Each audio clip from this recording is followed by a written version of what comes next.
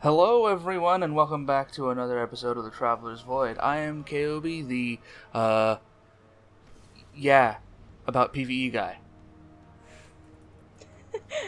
Hi, I'm Suka. I am the more casual PvE main. I am the Strike Goblin. I unironically enjoy strikes every week. And the Dares Farmer. Oh, yes. Everyone was And that. fair enough. Everyone wants a fucking rock, right? And I am Liana. I am the PvP Sweat Edgelord. I'm currently working on building a build for my hunter that allows me to look as edgy as possible. Waiting for that Bungie name change so that way I can, just change it to, like, Lawrence Bloodtooth or some shit like that. With capital X's either side and then a 420 on the end. Yes, there you go.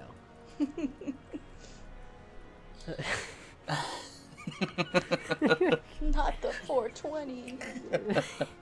And a smiley face. Yes. And then one of those defunct characters that don't work anymore for, like, an ability. A sniper rifle thing. Yeah. This is episode 6 of an ongoing series that I'm stealing the intro from. We're on our PvE episode this time around. But before we get to that, we should probably cover some of the news of the week, because some big things happened that warrant just a little bit of discussion. Like Bungie being acquired by Sony Interactive Entertainment. I had to remember what the I was. Sony Imagination! Exclamation. Sony, that thing I don't have! Exclamation point.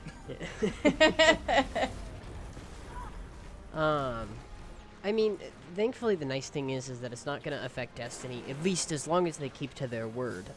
It's not going to affect Destiny in any capacity, really. I mean, it's just, it's not going to change how platforms work, exclusives aren't coming back, so it looks pretty nice so far, as long as Bungie doesn't break their word. Now, for future Bungie titles, there's no guarantee. Right, Yes. right. But for this one, at least, it looks like we're safe for at least a little while. As far as the news reports go, and the things in the various places they have said, both Sony and Bungie seem to agree on what they're saying, so there's not a difference in story, that Bungie is maintaining creative freedom, so they're allowed to make whatever they make however they're going to make it. Sony is not a publisher, so they don't really have any say in what is going on in the things they make. And that anything currently announced is not changing. And they said that the question was specifically posed, will anything in Witch Queen be exclusive? To which they said, no, nothing in Witch Queen will be exclusive, directly answering the question. People are picking that apart a little bit too much, if you ask me, and saying that, well, that could mean for the seasons after that, or the expansions after that, stuff could go exclusive. It was like, no, they just answered the question directly. Yeah, I think, people are reaching too far for something that's probably not there. It's those damn Reddit elitists again. Reddit elitists. Bungie knows r/DTG that. is freaking out. I have seen that over the last couple of days. Bungie knows that it kind of was a mistake moving things to exclusivity in the past, like strikes and weapons and other things. What was wasn't it Festering Core? Several Wave strikes. Splitter? Yeah, those two. I remember those. Of course, I came after when they were like integrated into everyone. But I remember hearing that those were exclusive. So, the main ones that people got pissy about, in my opinion, was Hawk Moon in the very beginning of the game, and Zen Meteor with the April. Oh, D1. And there was even D1 exclusives for Sony. Yeah. So for Sony, we got Exotics a year before Xbox. And so after a year, imagine... Let me phrase it this way. This will make it easier to explain. Let's say Galahorn came out at the beginning of Beyond Light, right? Right. And let's say that you even though we have all this crossplay and everything else, are not on a Sony platform. Imagine if you could not get Galahorn for a year. until Witch Queen came out. That happened. Yeah. Well, I don't know if it was a year, but was it a season? Since I didn't buy Deluxe Beyond Light, I didn't get No Time to Explain. I think it was till next season, or maybe the season after that. That I don't really mind because it's a pre-order thing, you know. Like it's, I mean, you still had a way of getting it and everything else later on. They legitimately had to wait a year. I mean, when it came to Zen Meteor, Xbox players didn't get to use that until Destiny 2 came out. We had some instances as well in D2 where Borealis, which was one of the best options for Spire of Stars in that meta, you just didn't have Borealis available on anywhere but PlayStation. To be fair, there was only PlayStation or Xbox, but still, 50% of the player base just didn't have one of the best options. That's where the disparity between is Darcy better or is Borealis better. Pause. That's not true. Borealis was exclusive.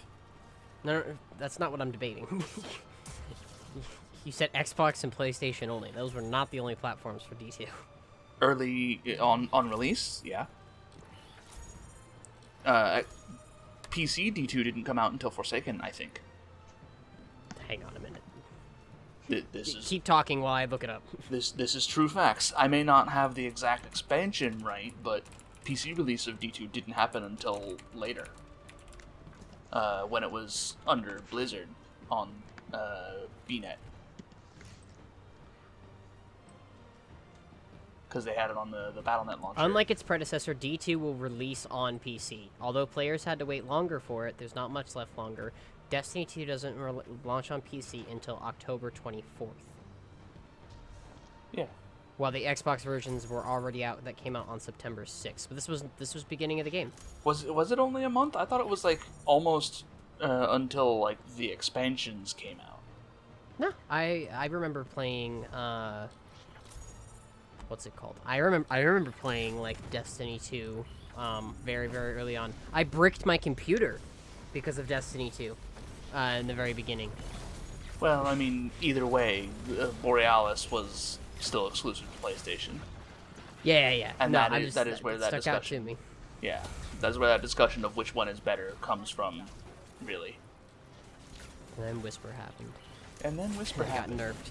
And then got nerfed. 4 times. 4 times too many. Because Bungie just won't let things be good. And now that Bungie's like, we think we got it in the place where we want it. I'm like, 7 nerfs later. Yeah. 7 nerfs and then 7 1 buff. 1 buff. 7 nerfs, 1 buff, excuse me, and 2 reissues later, and you got it right. Let's go. Is round this of including applause. the sniper nerf? Yes. Huh? This is including the blanket sniper nerf? Oh wait, no, it's not actually. Oh wait, no, yeah, it is. No, you're right. It is, right. And then I think Whisper and Izanagi got special extra tuning on that. They got special nerf. extra tuning on that nerf. Yep. Double nerfed on Izzy's and just complete garbage to like Darcy and everything else. We're getting ahead of ourselves right now. we are getting My snipers. Anyway, so news of the week and stuff like that. SIE Sony buying out Bungie. The thing that has been making me laugh and everything else is people saying that they did this to like spit in Microsoft's face. Yeah, no. I see that all over Twitter. And people are like, I'm like, do you not realize how like acquisitions work with major companies? Like this has been going on for months at this point. Yeah, I think one of the Sony heads specifically said that this has been in the work for like 5 or 6 months. And that's probably how long the Microsoft buyout was taking too. So they probably started independent of each other and just went. Coincidence. Yeah. Refresh my memory because I honestly don't remember. What did Microsoft just buy out that I can't? Activision Blizzard. Activision Blizzard. That's right. Damn. For this week at Bungie Summary that I will give us so that we're all up to date on the news, which even this isn't fully necessarily up to date because there might have been some stuff released afterwards. Which in this instance we had to talk about that. We need to talk about that, unfortunately, because it's relevant. Oh yeah. Vanguard rep will be being tweaked again. It'll be that's fine. Supposedly twice as fast as it was this season for most players. And let's see, the Trials rep will go up a bit faster as well, about 30% faster, increasing the rewards per round 1 per game, and games 1 on tape. So it'll be a little bit easier to get to the 10,000 points to do a reset for your Ascendant Shard. Gambit isn't getting touched at all until after the first season of Witch Queen, because they're 16, right? 17. Yes, season 17. Oh, they want to see it, right? Because they want to see what the changes they're doing to Gambit do to the Gambit ecosystem. Then Wait. So they're not making changes till they're after, they're making changes to Gambit with Witch Queen, but Not they're not making Oh, and any then they're not reputation gonna... game okay. changes. Gotcha. The ritual weapon ornaments will not be getting moved, despite excessive feedback saying that doing 2 resets of all of them sucks. It did. But they are aware of it, and they just want to see how the changes with everything go for this, With reputation. for Witch Queen, before they make any more changes like that. Say that again, sorry? Wait, what about the ritual weapon ornaments that you had to reset twice for Vanguard, Crucible, and Gambit to get? They aren't moving those. They are just leaving them as is right now. So whatever ritual weapon we get for next season, you're gonna need to reset twice to get the ornament again. Fun! See, the 4 battlegrounds are getting lumped into the Strikes playlist, and the Strikes playlist is being renamed to Vanguard Ops. The champion list They won't versions be integrated of those, into the Nightfalls, right? No, I don't think so. I hope not. 'Cause I don't want to do so those far, as GMs. I don't want to do those as GMs. No, so far the only thing that they've said is they're being added to Vanguard Strikes playlist, and it's going to be called Vanguard Ops. They have not meant... If that happens, like, if I will... murder. Pain will occur. So Sony will lose... How much money do they spend to acquire Bungie? It'll be a net $3 fucking billion. loss. They paid $3 billion for Destiny. I paid like $60. Damn, No, that's wild. They paid Fucking $3 daylight billion. robbery. They paid $3.6 billion for Telesto. Yeah, Oh they did. shit! I I can't got that wait shit for free from Xur. I don't know what they're doing. What? They wild. But the version of the battlegrounds that goes into the Strike playlist will be the No Champions version that you would get from just launching it from the map. Yeah. Strike-specific modifiers, such as Sadia's Durance, which is the increased arc and knockback modifier for Corrupted, will be removed. The anti-GM pass modifier. The thing The they had to you're not winning. The thing they had to specifically nerf because it was too strong. Those will be removed from What Nightfalls an of Hero oversight. difficulty and above, which means any of the ones that would have it. A new style of burn is being introduced, which they're calling acute, which I think it would be like acute blank burn, which would be a 50% incoming damage increase, so you'll take 50% more damage from source, but you also get 25% increased outgoing damage, so you do 25% more damage for source. But these apply in GMs, because, like, if you're gonna Yes. take 50% more damage Yes. on top of the like, you're taking, like, 100% more damage or whatever in Yes. GMs, Yes. that you're just gonna get one shot by everything, which is not gonna be fun. Correct. Yeah, We already So- take 25% more as is. yeah. Yeah, 25, not 100. Yeah. I forgot So it's where I got that number from. It's a doubling of the amount of damage being taken. It may not From be a this- certain burn, I guess. Yes, from specific elements. It may not be in GMs, but we're at the point where they haven't told us this information yet to know, so we just have to go as a blanket assumption that it will be in there. Which is both my goodness, it's it's a gonna blessing be and a curse awful. for GMs. I mean, do more Bungie's- damage, but taking more damage. It's not Bungie's a, direct eh. quote about it is most Nightfalls already had a 25% damage received modifier. This Yeah. will be an across-the-board increase of 25% in both directions for that element. Yes, so a straight up additive plus 25%. So we'll see how it goes. I mean, who knows? Because I mean, at that point, apologize for that background noise. If that is going to happen, I don't like the way that they word this. I don't view it that way. I think what they're trying to say here is, you know how it doesn't say we've added a new modifier? It says we've added a new style of burn. So Yes. I don't think you're gonna have like arc burn and then like arc singe and then acute arc burn, I think it's gonna be It's going to either replace have that. yeah, and that's why they're Okay, saying a I was thinking 25% in a damage. stacking sense for some reason. No. So because that's what I was curious about, because they're saying it's a 50% increase and then it's a 25% increase for both directions. I'm like, 50 plus 25 don't make 25. No, so it's either you're gonna have acute or you're gonna have just the normal singe. Yeah, And they're so- saying right now that the incoming damage is plus 25%. They're adding 25% to that, making it 50%. Gotcha. That's Okay, gonna that makes a be bit more sense. I mean, that makes sense, but that's going to be really difficult to play against. I mean, yeah, if you get solar is- acute burn, what's a GM? Proving Grounds. Thank you. Let's say you get acute solar burn against. Oh God, I'm not even thinking about the boss in that room. You know, Yeah, the final the, fireballs and everything Yeah, the else. fireballs, yeah. Mm-hmm. Yeah, They but already do a shit ton of damage. But a 25% free damage increase to Galahorn, kind of nice though. I mean, yeah.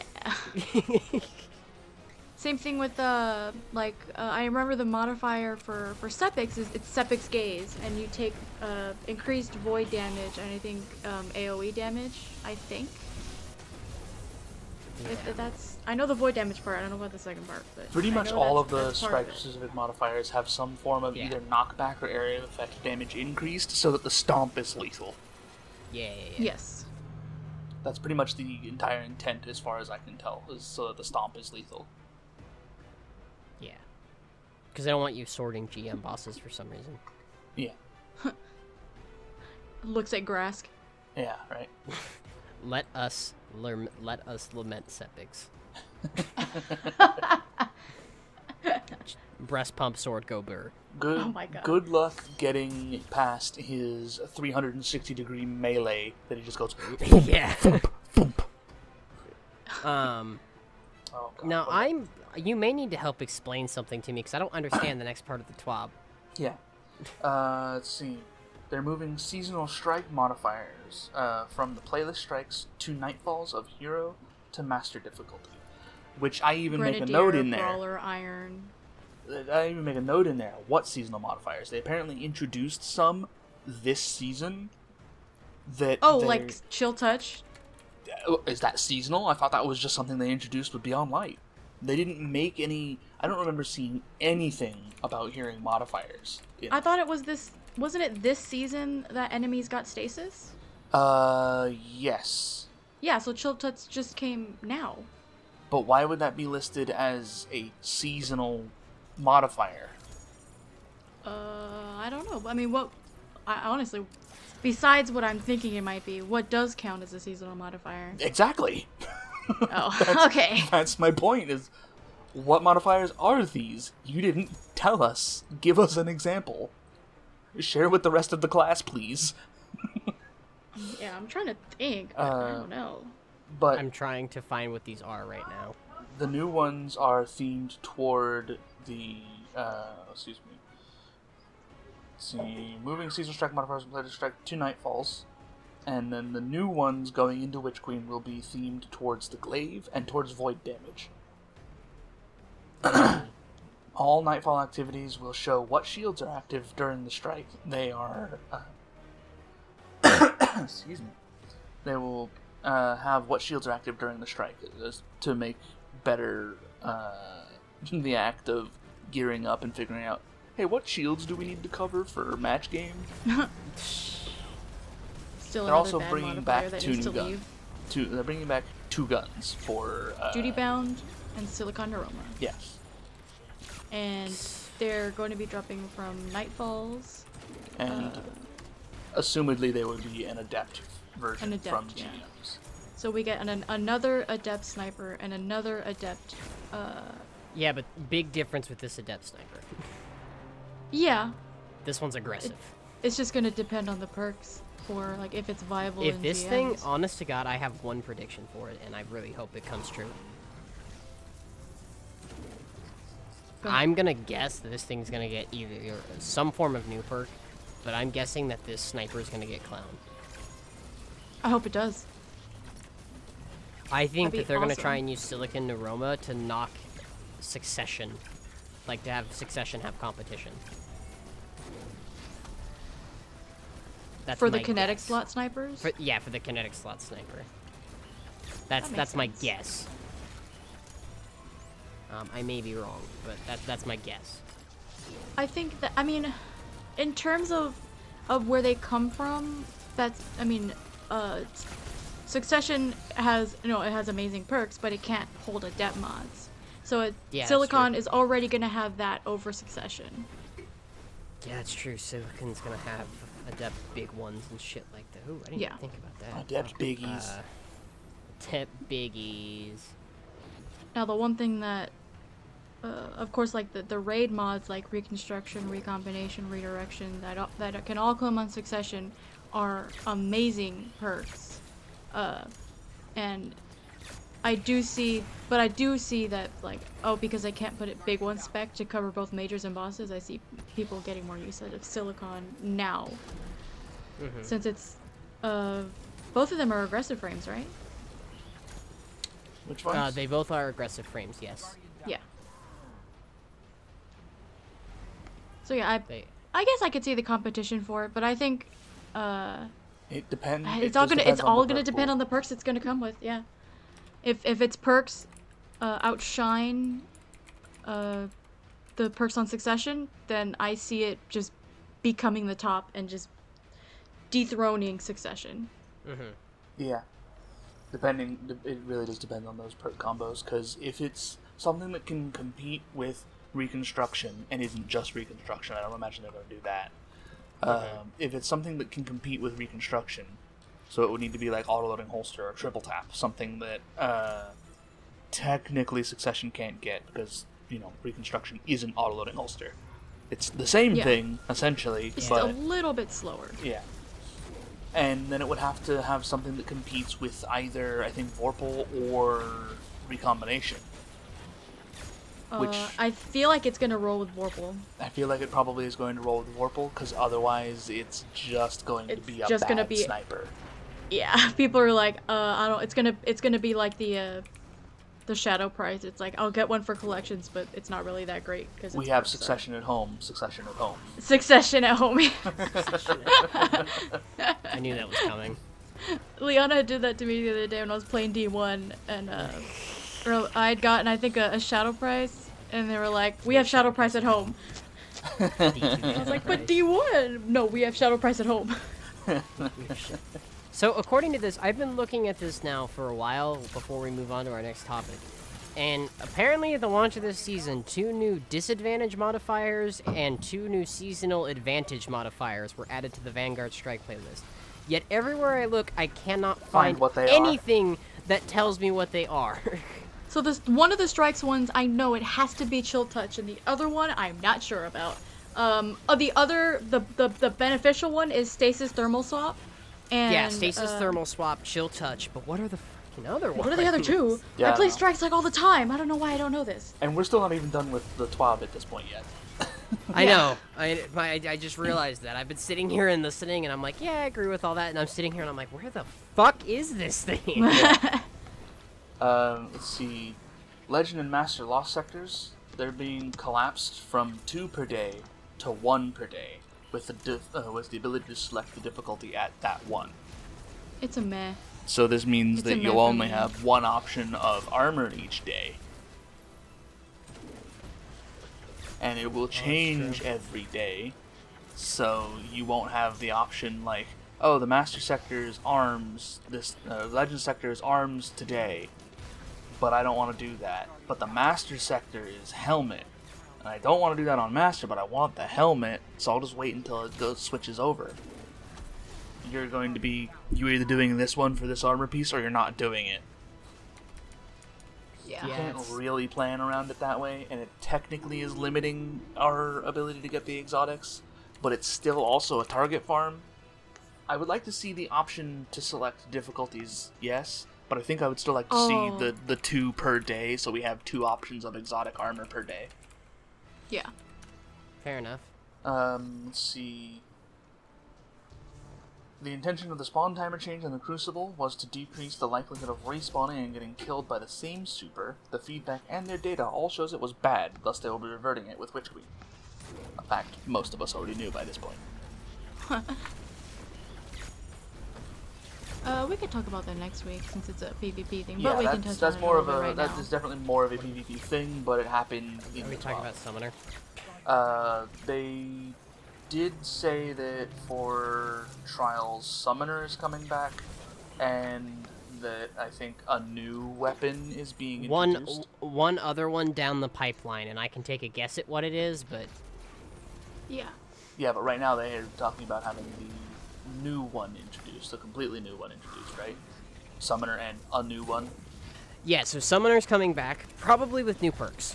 I'm in my honest to God opinion, it's probably. I mean, this is PvE related too, because Summoners are the old role Summoners. If you have one with Overflow, is Overflow Dragonfly it's like the best in slot when it comes to having that auto for that purpose. But so I will be curious to see if that will be a role that comes back. But other than that, it allows people to get Summoner Adept, and maybe we'll see Summoner get some of the newer perks that we've seen in recent. A Summoner with Overflow Frenzy could be really, really nice to have. Yes. We I would will love Frenzy almost on it. certainly see Summoner come back with some of the old perks that like made it Yeah. iconic that people wanted to go after, but we will also probably see it with a ton of new perks that are being introduced in Witch Queen. Exactly. I hope they don't do they don't pull a moon weapon situation where they brought back some of the perks, but they were all the bad perks. I don't think they're gonna make that mistake again. I think Bungie's learned. Considering they I even hope went so. back and added some of the perks back that people actually wanted on those weapons. Yeah, because like, I didn't understand removing those perks in the first place, but Yeah. it is what it is. It is what it is. Yeah. Are we gonna talk about just night balls now and the state of them? Yes, or- I believe that is our time to switch topics, to move on to our Yeah. next thing. Actually, we can probably continue to talk about the new stuff coming Yeah, forward. I mean, it's gonna affect. I mean, do we want to discuss the trailer or anything? We can talk about how we feel about those exotics and what we think they're going Worm, to end up doing, worm, like the worm, glaives worm. and the arms and worm.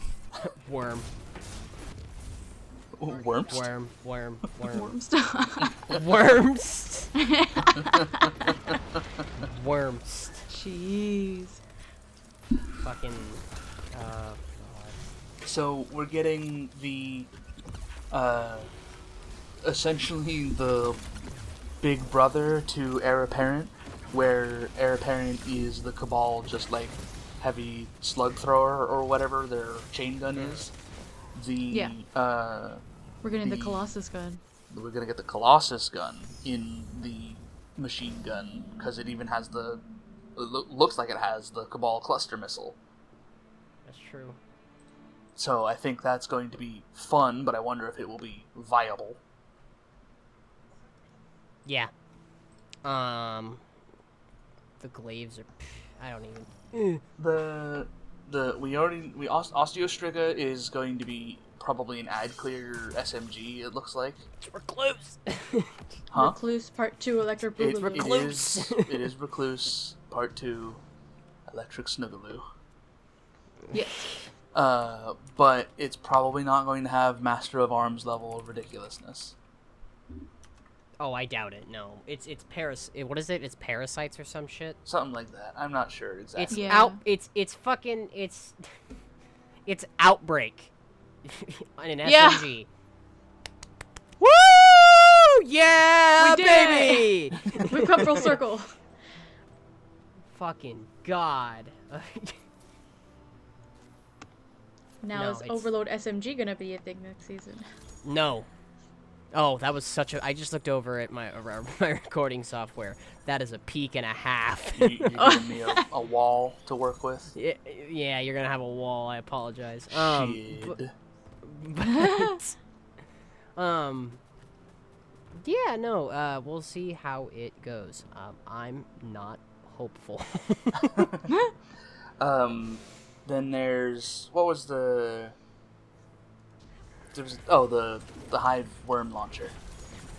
Yes. Also, It's also, not real quick, hive babies. It's just the worms. It could be hive babies. If you No, want. the worms aren't babies. It's hive Oh. babies. Just fuck them kids. So hang on, real quick, Yeet just the to worm. just the shit my boots. You should not have shit in your boots. You guys were talking about the Cabal launcher and everything else. Have you seen what people are calling that online? Oh no. I'm scared. Full auto mountaintop. No, no. I disagree with everything they stand for. Full auto mountaintop. I don't see it becoming that, but if it does, I'm probably never gonna step into PvP ever again. Oh, it's gonna be. Here's my thing.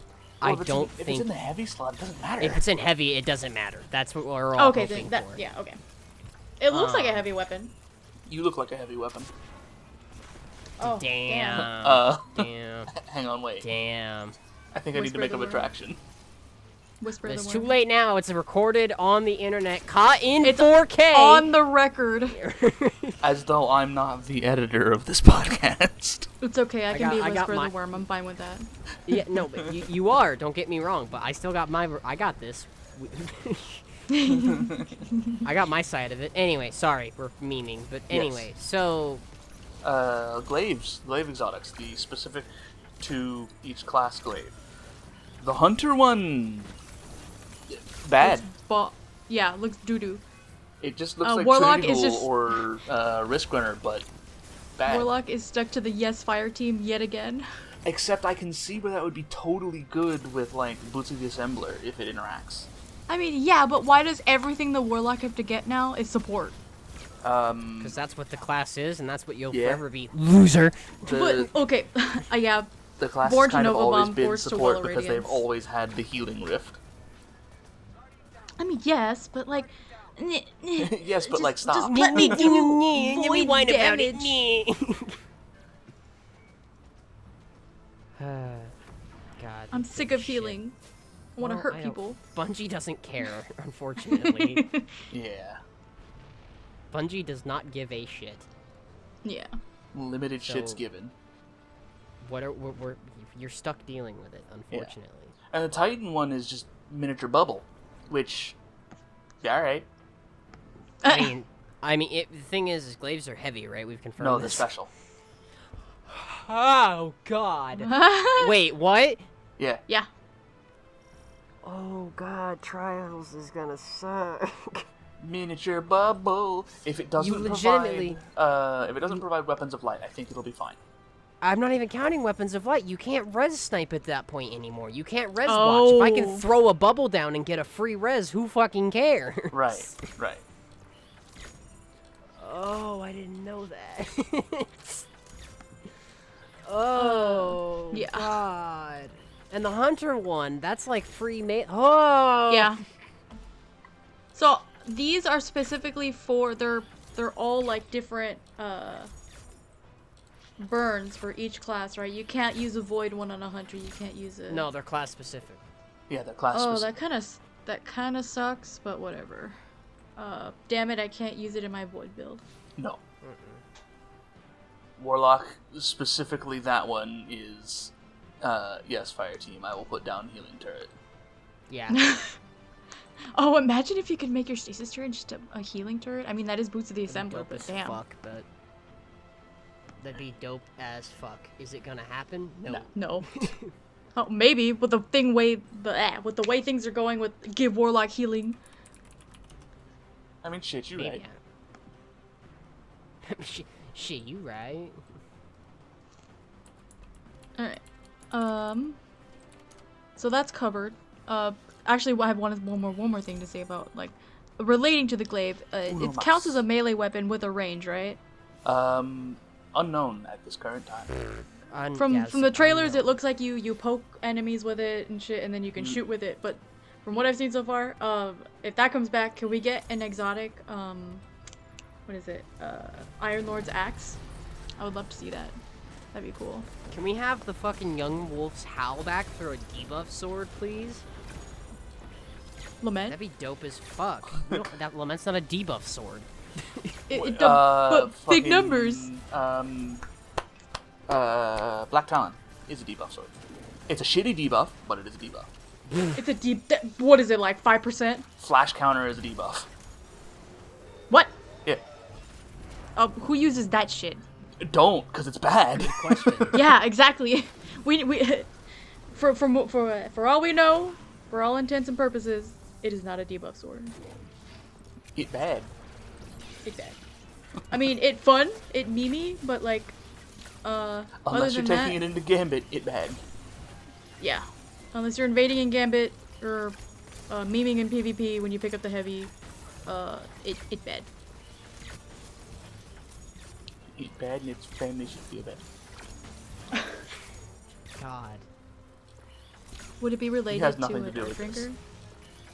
I'm gonna punch you. Gonna punch you.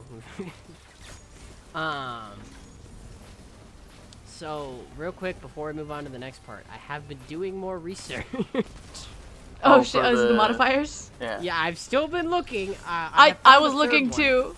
Oh, you did? Yeah, so there's thermal swap, stasis thermal swap, slowly thermal swap, sorry. Yeah, we mentioned that one. There's chill touch, Uh-huh. and then there's hot step. Hot step. No, that one's been around, but it wasn't in strikes. Yeah, so that one's here. For some reason. It now exists. It's just Yeah, there I now. fucking...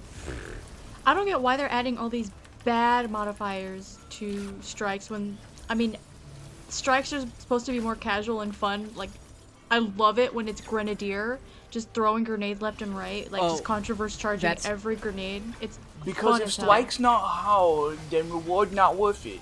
That's because what Bungie- nightfalls are for. People have legitimately been sitting there, and I was like, so even scrolling through, as much as I hate to say it, I was scrolling through Reddit trying to find, you know, like, answers to my question and everything else, right? And fucking people are arguing so bad. They're like, why can't we have, like, small arms specialist and daybreak Oh, back? yeah. And I'm like, those are fun, don't get me wrong. But, do you want to know, I mean, let's just, you know, take a look at some of Bungie's previous modifiers, not emails, excuse me.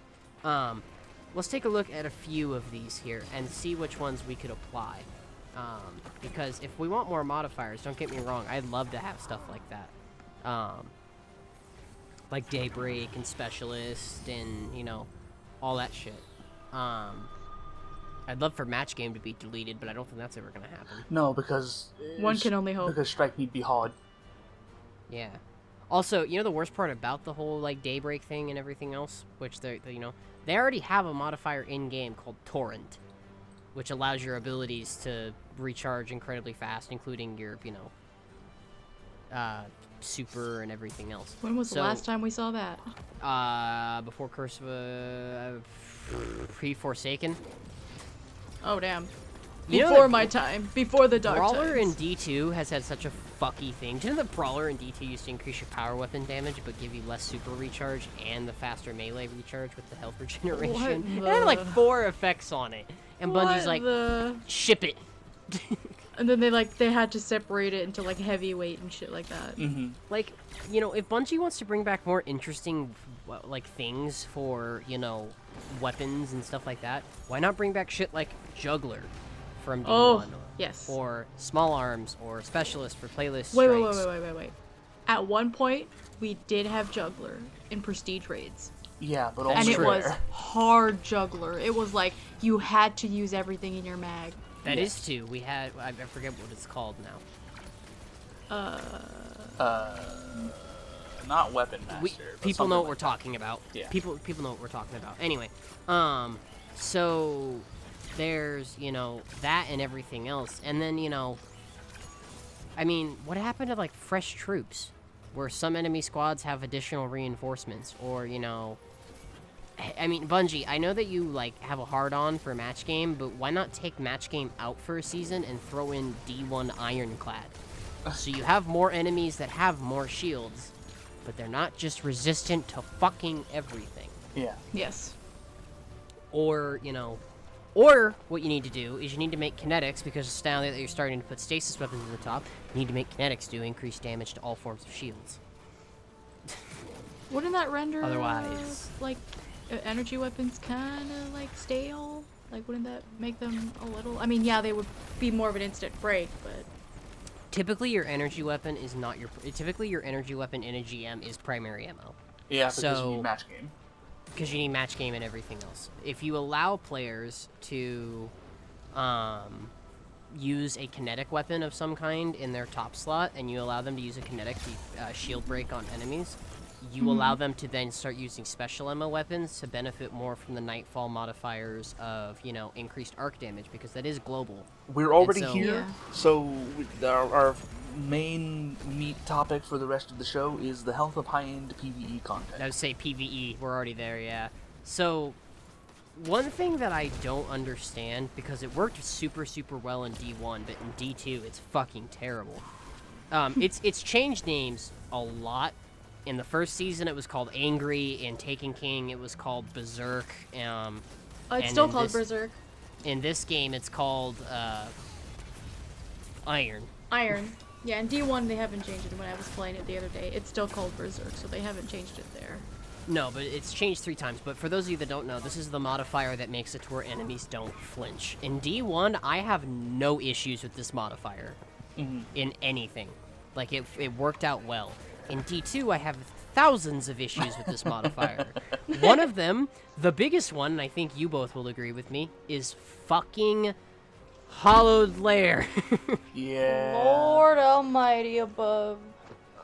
When you're doing Hollow Layer on GM and you can't stagger Fick rule, it's like if you don't have a super or anything else set up, it's basically guaranteed fucking death. Yeah, and even Which if you is don't die weird. directly from it, you're going across the room and there are ads.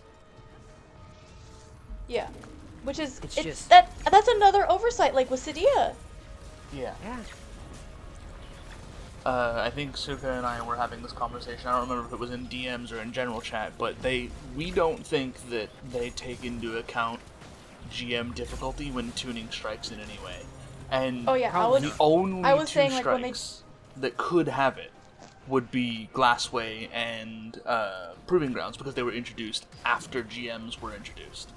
but I hard disagree on that because look at how hard they are in GMs. It's bullshittingly hard. Yes. To where I won't do them because it's just not fun getting your teeth kicked in those Correct. in those boss rooms. Correct. Yeah. So I don't know. It's look at how fun Sepix is. We have a lot of room to work with. There's it's got all types of shields, but we can still deal with it. Yes. What? There's It tons doesn't of have any void enemies. There's shields. tons of chunky enemies.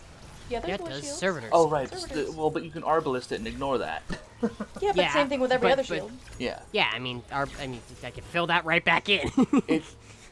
I forget that they're void shields in the end because every other servitor up to that point through the whole strike is a champion. yeah. My So- God, so- imagine if the boss servitors were champions.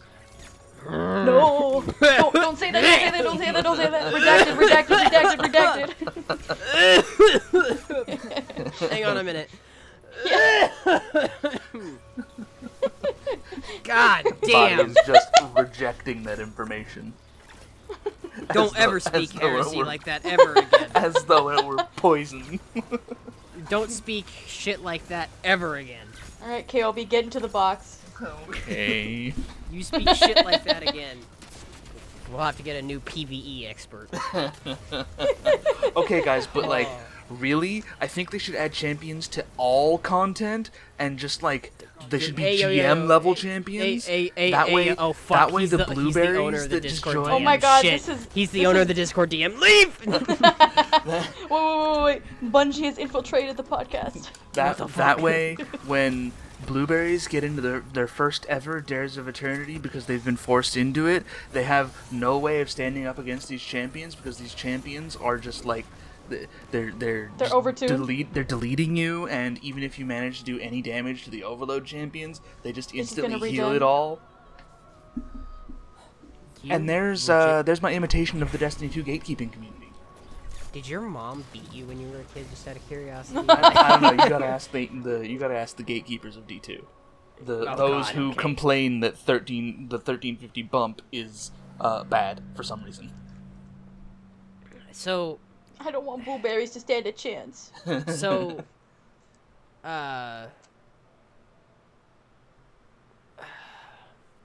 with strike modifiers and everything else, if we look back, I'm looking at D1, and I'm just like, okay, what are a few we could pull here? There's a few. We have grounded. Yeah? The fuck is all airborne? That's part of the problem with that's probably actually part of the problem with the modifier in general is the game is really bad at defining what is grounded and what isn't.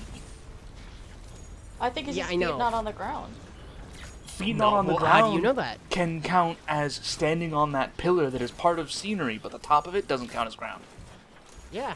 That's why they eventually nerfed grounded to be way less punishing, because they were like, the game isn't clear on what is and isn't defined as ground.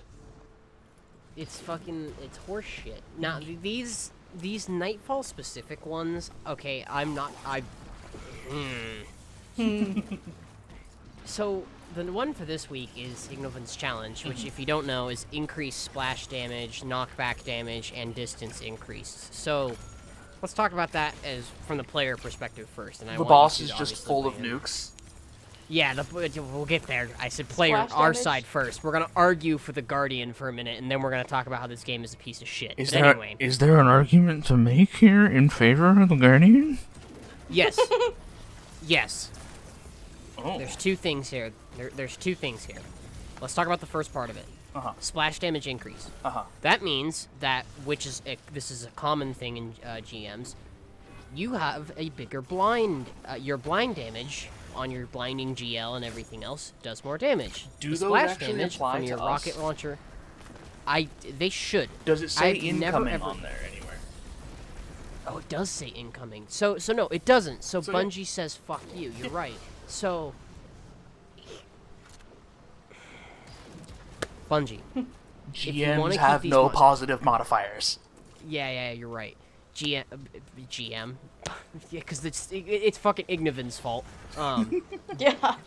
Fuck that guy. Fucking, what's her name? Keitel over here fucking us up. Anyway, Bungie, if you want to make these types of modifiers, it needs to be a global modifier, not just in the enemy's favor. And I think that's what they're doing you with the acute burns.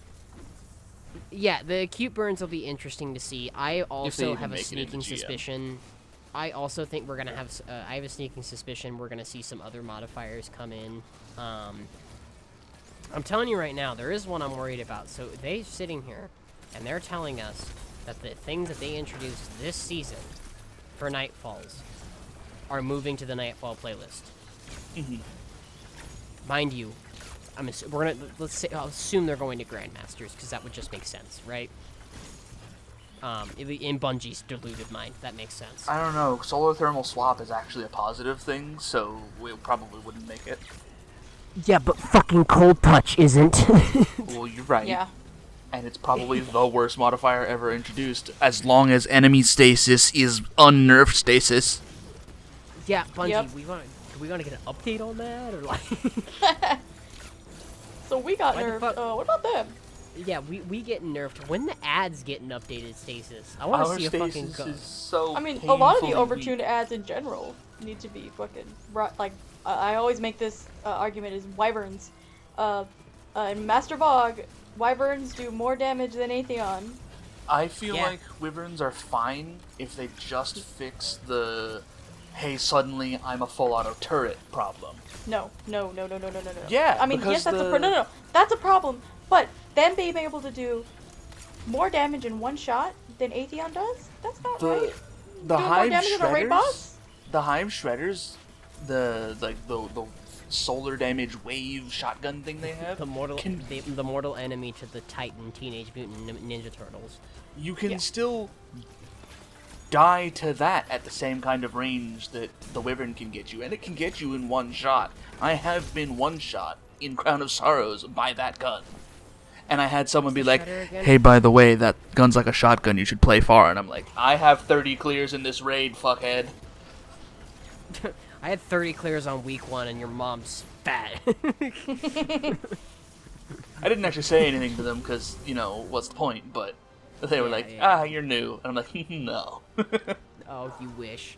Anyway, So, just with these modifiers and everything else, like, there's just, again, Bungie, I'm telling you right now, if you can remove match game and come up with a more, like, I don't mind the punishment of, you know, I like the idea of GMs being this thing where you go in and you have to communicate with your team about loadout, about champion loadout, and things like that, and about, hey, this is what I'm gonna run so I can do this. I think that's great.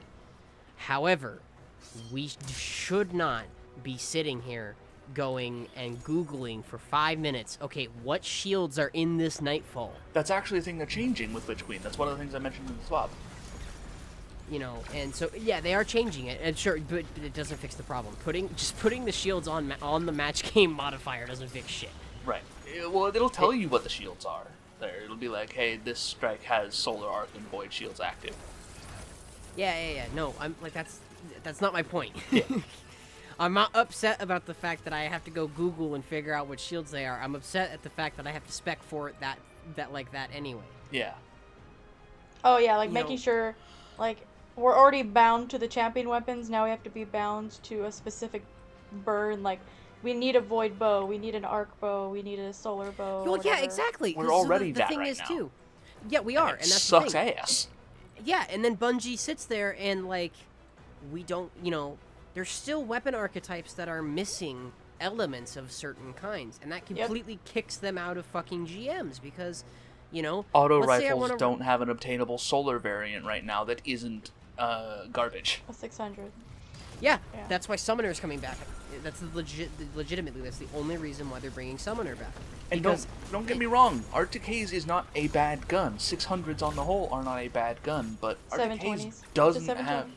Arctic Haze doesn't have a. Oh, is Arctic Haze a 720? it's Yeah. a rapid, yeah. Okay. Well, then there you go. Like 720s. But it can roll with Vorpal. It can roll with Vorpal. 720s are some of the best auto rifles, but Arctic Haze specifically isn't good.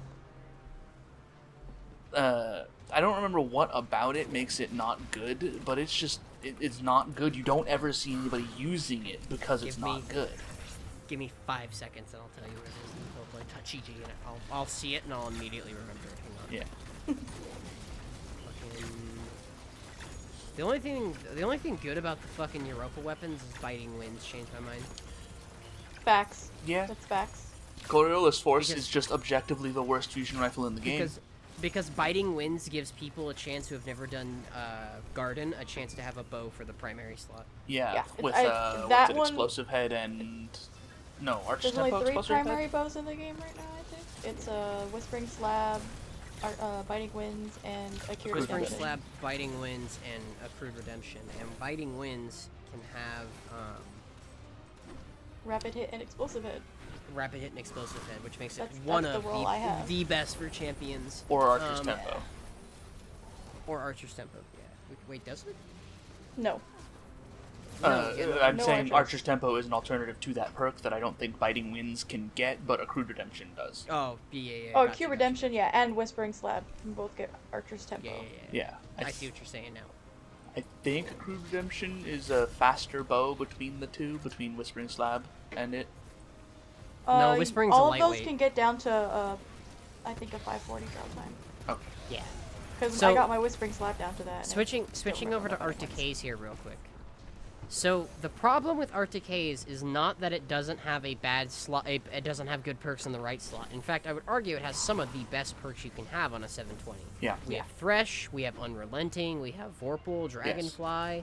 We have decent perks over here. Yeah, absolutely. It's the left column that's the fucking problem. Mm-hmm. I will read off the perks, and honest to God, I want you to tell me out of all these perks which one you think's gonna help you break a champion for Overload Auto, which is coming up next season. Oh, Your choices. Let's assume that you have Vorpal, by the way, Yeah. on your right slot. Your choices are Outlaw, Triple Tap, Subsistence, Killing Wind, Genesis, and Mulligan. Triple tap, maybe? I have But a good luck triple hitting tap Overload? I was Vorpal. gonna say, good luck hitting the fucking head on an overload when you're trying to stun it. Once it's stunned, yeah. it doesn't matter. But that's the thing is, once it's stunned, it doesn't matter. Once Yeah, it's it done, doesn't- you're moving off the primary. You could throw a fucking stone at it at that point. Yeah. Yeah, I do have a triple tap vocal roll, but only because triple tap is the best option in that slot, in my opinion. It's not even in your opinion, the objective fact. I don't. Okay. I I'll take it. Yeah, I was to say I don't think you're gonna find a better one. I mean, that's the thing about, and that is the only solar auto rifle in the game currently that is not no. Summoner. Crusher or Mellow? Are you It's gonna a 360 go though. Are you gonna tell me that you're gonna take a 360 to stun an overload? Not an overload. can't- Not an overload. I want I'm a just saying, 600 or 720 it for an exists. overload. Yeah. It exists, but it exists. Crusher or Mellow can get Frenzy, but also its left slot isn't that great. The best perk, in my opinion, Let me that look you can at get that is one 4 real times quick. the charm. Crusher No. Mellow is probably best used as a barrier auto, which is what it has right now. But it's our only solar option for that. So, for that one, for the marshmallow. Yeah. Again, we're running into the same problem here, which is Bungie. If you're gonna make auto rifles be a champion mod, you need to ship auto rifles that do not have perks that either A, require precision, or B, require kills. Because on the Mellow, everything that you have either involves killing enemies or hitting head. Yeah. No, it can roll with Frenzy. You just need to be in combat, but that's Frenzy? damage. Not the right side. The right side. Oh, you're talking about the right side. Not talking about the right side is great. Again, we have the same thing here. The right side we have Demolitionist, Multi-Kill Clip, Dragonfly, Frenzy, Harmony, Thresh. Really solid perks for a 360. It's the left column that I have problems with on auto rifles. Again, going down the left side, we have Outlaw, 4th times, Dynamic Sway, Heating Up, Encore, and Ensemble. None of those are going to help you with a champion. No. Yeah. Especially alone in like solo content. Yeah, imagine if you're using this for anti-barrier in a lost sector. Please, you're going to take 4th times. Yeah. Or just use hard light. Or just use hard Honest light. to God. Honest to That's God. what I do. Now, this is what I want to show, and this is why I hate certain things about this. If I go look at Summoner right now, which, mind you, Summoner is an adept weapon if you got it. Summoner has Overflow. Debatably the best perk for a champion when it comes to an auto rifle. Well, yeah, because you just have literally double ammo all the time because you're gonna run a special ammo weapon in a GM. Yeah, it's god tier, and then you can spec out from there. You can run Dragonfly, Rampage, whatever, right? But you have 100 rounds usually, because most people for PvE take appended mag, which then kicks you up to 50, so you get 100 or 101. You have 100 rounds to break a barrier, which is something that is a huge problem for auto rifles. You have the best frame, and you have 100 rounds of it. You can break the champion, not reload, do DPS with your special weapon, and then switch back on the same mag and break it again. Or with an overload champion, you can stagger it like 3, 4, even 5 times maybe with that particular setup. So, there is literally, I'm telling you right now, if the new Summoner does not come back with Overflow, you're never going to see it in PvE. I would like to make a comment on the 600 frame is not the best barrier breaker, 720 is. No. But it's the 720, 600, and 360 gap from best to worst is about a half a second difference. It's 450s that are the problem. 450s, I think I probably mentioned this last episode too. 450s are just like a whole second slower than even the slowest. So it's a second and a half plus slower than a 720. Some of my favorite autos are 450s, and that's unfortunate. It's literally Bungie going, get fucked. Yeah, and that 1 second, it doesn't sound like a lot, but in GMs, that's the difference between breaking the barrier and just keeping them from regenerating. And the problem with 450s? If 450s were still good for champion breaking, we'd have a really, really solid auto rifle for fucking any fucking champion you can think of. Yeah. Because we'd have 7th Seraph Carbine. And the Carbine can have auto-loading Vorpal. Yeah. Beautiful roll for champion. You have Tiger Spite.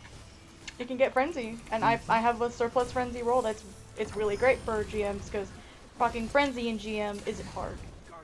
No. And that Tiger Spite, again, looking on the left side of it, now I will give it props. Tiger Spite does have overflow, so that might be a weapon to pick up for next season. Probably, yeah, I'll go farm that. But, you know, it's a 450. If we had this, if this was any other auto rifle frame, I would have already been farming this out.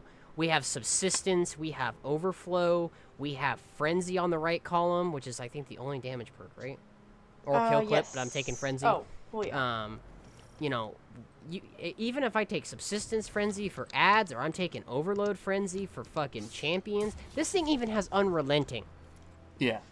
For those few people who like Unrelenting. It's, you know, it covers... To its credit, fucking Unrelenting everybody. is actually a decent perk.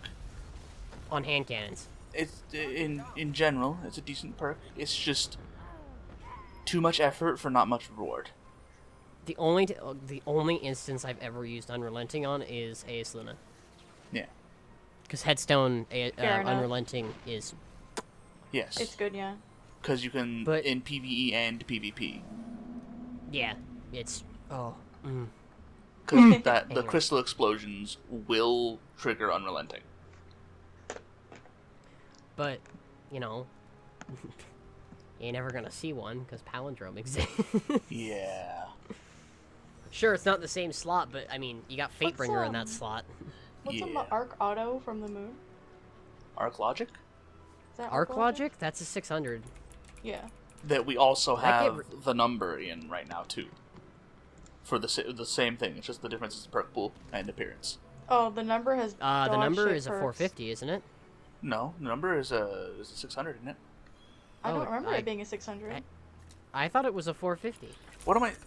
I'm thinking of something else than... The Sorrow's number is Verse. a 450. Sorrow's Sorrow's Verse. Verse. That's right. But, okay. but it is Arc and a 600. You're right. So Arc Logic, I'm not gonna lie, not bad for champions. It comes with Overflow Frenzy. Yeah? Do we all just discover something? No. comes with I'm gonna overflow- go farm out moon weapons now. Yeah, it comes. Hang on. So the left slot is Overflow Sub, Surplus Tunnel Vision, Feeding Frenzy, Heating Up, Killing Wind Slide. You know, whatever. But this thing's got Overflow Rampage, Overflow Adrenaline Junkie, Overflow Frenzy, Overflow Wellspring, Overflow Surrounded. Like, this some Crazy bitch good got perks. everything. I'm so Does glad they've have added everything. these good perks back to the gun. Because they were not worth farming out when they came back because the perk pool was just absolute dog shit. Ass. Yeah. So yeah, no, Arc Logic's not terrible. Sorrow's Verse, real quick. I don't think it has Overflow. I can tell you that No, right now. I don't think so. But it can roll Subsistence Rampage, making it a solid option as an Arc. I think I just got one of not those in hunger. when I was playing Crucible. It last does. Well, yeah, but if you're gonna use an arc weapon, I mean, they're Arc Logic. Yeah. Yes. Provided I'm- that Sorrow's Verse doesn't have anything that would make it worth. So for GM content, no. I mean, the best perk it's got for PvE is Subsistence. Yeah. It does come with Frenzy. It does come with One for All. It does come with Rampage in the right slot, but it doesn't have Overflow. Yeah. Now, one benefit this does have, that I will give it, one benefit that this does have over Arc Logic is that this thing has fourth times Frenzy. So it's a good barrier auto rifle. Yeah. Arc Logic's a good champion auto rifle. Yeah. Yeah. So, man, I need to go farm out an Arc Logic after this. I Shit. just turned on my box to do that right now. I will, hang on until we're done and I'll farm them with you. I won't, because I don't care that much. That's fine. But, That's you know, what the fact separates you that- from us. Yeah, that's what, you plebeian. Go, you can grovel at our feet. Anyway, Peasant. I just won't be the arc damage guy. Boom. Problem Fair solved. enough. But, like, no, I'll the make you thing put that on I Trinity hate- Ghoul. Yeah, they will. The thing that I hate currently is the fact that, I mean, we're getting close to Witch Queen, and you're seeing these fucking top-tier YouTubers put up Witch Queen prep guides, and they're talking about all these weapons and all these roles that you should have by this point, and it's like, that's fine, and I love prepping for it and everything else, but they're not prepping for they're prepping for the raid, but they're not just prepping for the raid. You know what, honest to God, when people do Witch Queen preps or prep guides, they're not prepping for the raid. No. Don't get me wrong, the weapons that they're prepping and everything else, when people tell you to have one of every kind of weapon in both slots that you can use, so one SMG in both slots, one scout, one so on and so forth, here's why. Because you don't know what the story missions are like, you don't know what the Nightfall is like, and that's the big one.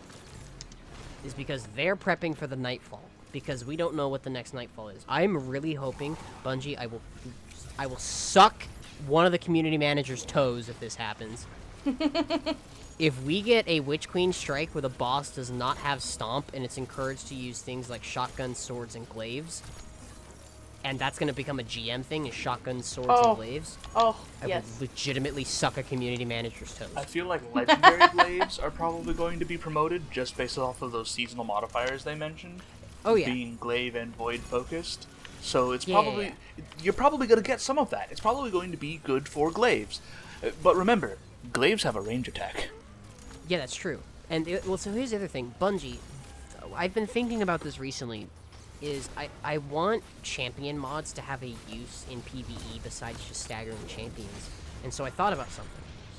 And so, you know how iron makes things unstaggerable? Mm-hmm. Yeah. What if you made it to where, like, for example, an unstoppable shot staggers no matter what, even if iron's on?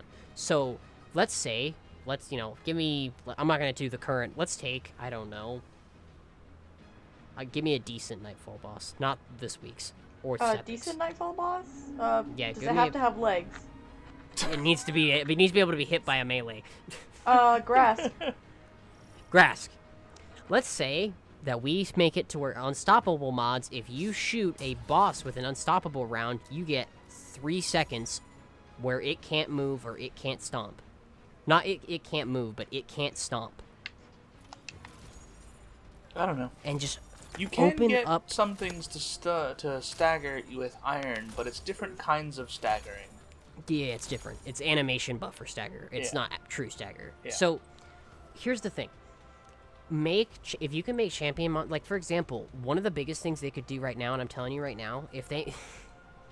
I just thought about something. The Overload mods are what next season? Auto and SMG? Is that what it's gonna be? Do we know for sure or no? Yeah, they told us already. I don't think we I know. thought they only for told us certain. anti-barrier. Yeah, they didn't No, really they tell- told us. I don't know what source you're pulling from, but the TWAB one just said that we're getting scout and bow barrier dealings. I think they said auto rifle overload, but I don't know if that's going to be like the one mod where it was auto rifles and SMGs. It was a barrier mod, wasn't it? I don't know whether it was barrier or not, but it was autos Yeah, and they said it was- SMGs, but we also had, like, prior to that mod, distinct auto rifle and SMG mods. Yeah. It Back honestly in- might have been Overload. They're now that going. think I about it. feel like they're going back to where it was when I first came to Destiny 2 in general. In Season of Dawn, we had Scout. I think it was like precision anti-barrier. So it was like scouts, bows. I don't know if snipers fell in because we didn't have special weapon not yet. champion mods at that time. But it was basically any. I have to look it up. It probably what would it have was, been but I remember- actually unstoppable shotgun. When it comes to when the artifact you nuns, joined. when it comes to the artifact mods themselves, we are bringing back a few perennial favorite anti-champion mods, including anti-barrier, scouts, and bows, and have done some work to make disrupting an overload champion, which will be done this season with auto rifles and SMGs, more reliable than previous seasons, Okay. and then unstoppable glaive. Yeah. So, hear me out. Remember how I was just talking about what if we made kinetic weapons be able to, do extra damage? What if you made it to where if you made an overload weapon, you could, if you hit an overload shot on a shielded target, overload their shield? What would that mean? Yeah. So it's gone. It's a shield break. I feel like that would be simultaneously too powerful and useless. Not because it wouldn't, like, shield gone good, but because if you're playing with match game in mind, you're already breaking their shield in one shot, unless you're using an auto rifle. which is what I'm talking. It's autos and SMGs next season. Yeah, but then carry this over to all of the other overload options that we have: swords and bows and those and hand cannons. Well, give it to kinetic only then. I don't feel like they're gonna do that. I know, and again, I'm reaching for fucking straws at this point because Yeah. But you know, stuff like that, and I'll kill what I'm talking about there because I don't, but stuff like that, giving champion mods use outside of PvE, outside of just staggering champions in PvE, I think would be really, really healthy. Yes. Because I really, Bungie, I'm telling you right now, I've argued match game enough, but I really do think that the biggest one I'm going to argue for is an unstoppable round staggering a boss for 3 seconds, so you can use melee strategies on them, like swords, glaives, shotguns, things like that. I just think having them do anything outside of interacting with champions is a good idea. Because Overload does not stop a captain or a Minotaur from teleporting, or from any enemy from throwing their grenades. Yeah, it doesn't disrupt their abilities. There is one that does interact with shit outside of staggering a champion. There's two, actually. There's two, actually. Or discounting PvP. Not counting PvP. Okay. An unstoppable shot on an enemy that is not a boss is a guaranteed stagger, and anti-barrier can go through physical shields.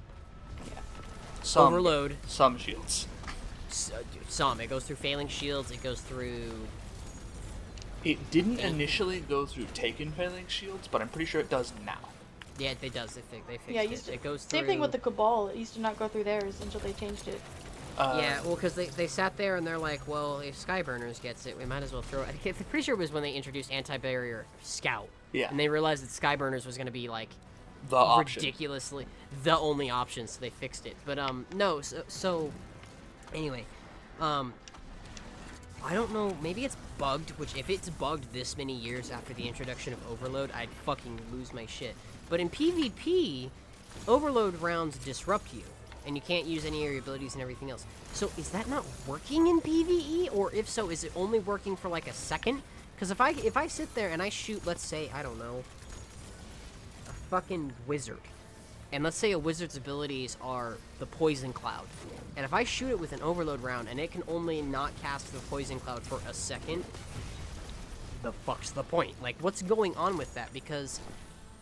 anything shy of breaking their shields with a matching element doesn't turn off their ability to fly, doesn't turn off their ability to shoot you, doesn't stop them from throwing down their poison. Wizards don't fly in the first place. They can gain lift and be vertically in the air, and if you break their shields, they will fall.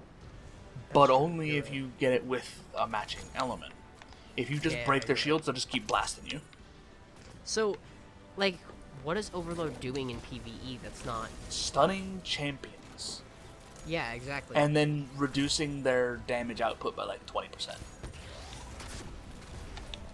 So they do slightly less damage, but they're still... A captain is still spam teleporting around you, so... Nothing personnel. I really hope... Yeah. I really hope that fucking... Random question. Do you think anti-barrier sniper's coming back next season?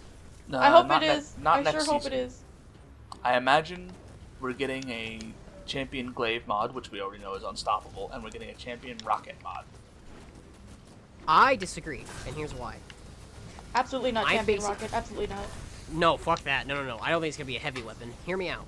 I think anti-barrier sniper's coming back for one reason. Why? Why would they bring back Duty Bound and Silicon Neuroma this particular season if they didn't match up with champion mods? Because it's Bungie. Yeah, but I mean, every time a new Nightfall weapon or anything like that is added, it matches up with champion mods if it's not heavy. Palindrome was introduced when it was Overload hand cannon. Shadow Price was introduced when it was either Overload or anti-barrier auto. I'm almost positive we're getting anti-barrier sniper back. Was Uzume introduced? Uzume and Plug One were introduced with each other, right? Yes. Was Uzume introduced the same? Was Uzume introduced with Proving Grounds, like the same time? Yeah, I think it was. Yeah. Was it only 2 weapons? I thought it was like 3 weapons because it was like Shadow Price, Palindrome. Yeah, and but Swarm. so God damn it. Also, talking about Swarm, what the fuck are they gonna do with machine guns? Yeah, they got buffed, but they're still garbage. Why is that one staying, but fucking Uzume is leaving? Yeah. Yeah. No, Swarm is leaving. Is it? Is Swarm Yeah, leaving? Swarm is leaving. Okay, cool. I was about to be like, But I'm I just thought saying, it wasn't like, for some reason. They said that machine guns were gonna get a buff, and they are still, you know, they're kind of like how rockets used to be before they got buffed. They're just garbage to use unless it's ad clear and you don't want to dedicate your heavy for ad clear. Yeah. Also, real quick, just to, if you haven't already, what's the word I'm looking for? Those of you that are listening to this podcast the week it comes out, Argent Ordnance is on sale right now at Ada. I highly recommend you pick it up if you don't have it already. Uzume Adept was introduced in Season 14. Which was Splicer. Splicer. Yes. Uzume itself was also reintroduced in that season, Splicer. Well, that wasn't Barrier Sniper then. It was the season before that, I think. Because Barrier Sniper was chosen with Proving Grounds being run the first time as GM. Yeah, because I remember doing setbacks with anti-barrier sniper. And that was the first time setbacks came around for the GM. I wonder if Bungie does it the season before. Like the season before, you know what I mean? Figure it Like, out. The only pattern that I have been able to pick up on over the last year and some of the seasons is that they do a champion mod related to the previous season's ritual weapon. We have fusions this time. Null Composure was last season's. We had grenade launchers that season. Salvage of Salvo the season before. But I think they're Adored stepping happened away the from season. Adored happened the season before Barrier What was- Sniper. what was the season ritual again? Ascendancy. This one's Ascendancy. The rocket. That's why I said rockets. But I don't This is see the rockets only having time- a champion mod. This is the only time I see them maybe not doing it, and that might just be grounds for it's also an expansion. would- So they're also going to do probably something with one of the expansion weapons. That is actually, you know what? That would make sense, because do you recall a couple of twabs ago, not a couple, a decent amount ago, when people asked Bungie if we were getting a rocket launcher damage perk next season, and it was because of Gallowhorn, but also another thing, and then they said they were straying away from mods like that. I think the reason why they aren't going to do that is, yes, that would follow the pattern, but I also think Bungie doesn't want things like Unstoppable Gallowhorn or Overload Gallowhorn of the season after it came out. Especially for those who didn't get the 30th anniversary. Right. I see where you're coming from. But at the same time, that leaves that slot open Yes. for anti-barrier sniper. And that has I way still- more utility than a rocket mod would. I have to hard disagree with you on the I champion. think it might just be the what would be the champion rocket launcher mod is just going to be replaced with the glaive one. Maybe. Also, just to say, I'm also just pointing out, it's scouts and bows for anti-barrier this season, so it fits the precision theme. No, that's next season. You're assuming, I think, maybe that This both next of- season, yeah. Sorry. You're assuming that I think both of those are one mod. No. No. Because I just think right the now, I rocket don't thing think we have being garbage. 3 weapons. I don't think we have 3 weapons covered that aren't a dual mod with the Unstoppable Fusions, which covers both linears and fusions. I don't think we ever had a season that had 3 mods because do you that mean? cover one champion type, because we only have Oh. 6. Plus We the have- plus the it's- later on one. This season 5. we have linear... We only have 5. Only 5? Isn't the column length 5 or is it 6? Like the vertical height of it in the artifact. 5, but that's not what I was asking, sorry. Don't we... Let me think about how I want to ask this question.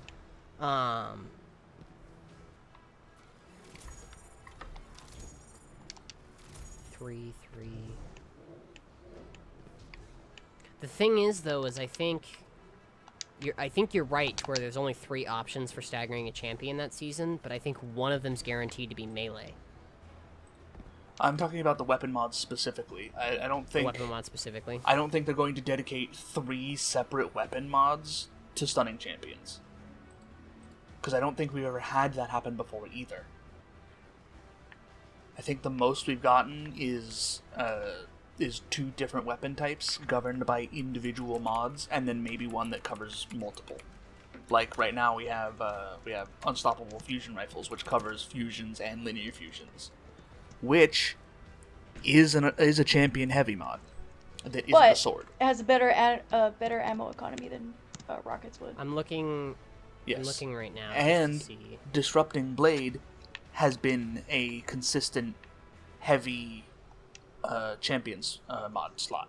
So it's not that heavies don't get champion mods, it's that we only have a few that have. And honestly, champion sword is probably one of the worst. Disrupting Blade, yeah. And let's not forget that Leviathan's Breath is a dedicated champion stunner for unstoppables KOB. in the heavy slot. KOB. How what? I just found, because I was thinking about it, we have had a mod that has covered 3 weapons for champions. But it was one of those mods a dual mod. What do you mean by dual mod? Was it the auto rifle SMG mod? Did it cover 2 systems? No, did it it cover was 2? anti-barrier ranger with bows, scout rifles, and pulses. That's one mod covering all of that. That's not what I was saying. What I'm saying is they won't have anti-barrier scout and anti-barrier bow and anti-barrier sniper. Yeah. So, you're right. We have had. Well, hang on. So if we do get anti-barrier ranger and they cut pulses out of it, which I mean that kind of makes sense. I'm not gonna lie. Pulses might get moved back to unstoppable, or they might stay unstoppable. They probably will stay. Wouldn't that be 3 seasons in a row of it being unstoppable though? I mean, we've had scouts that way surprise me. before, so.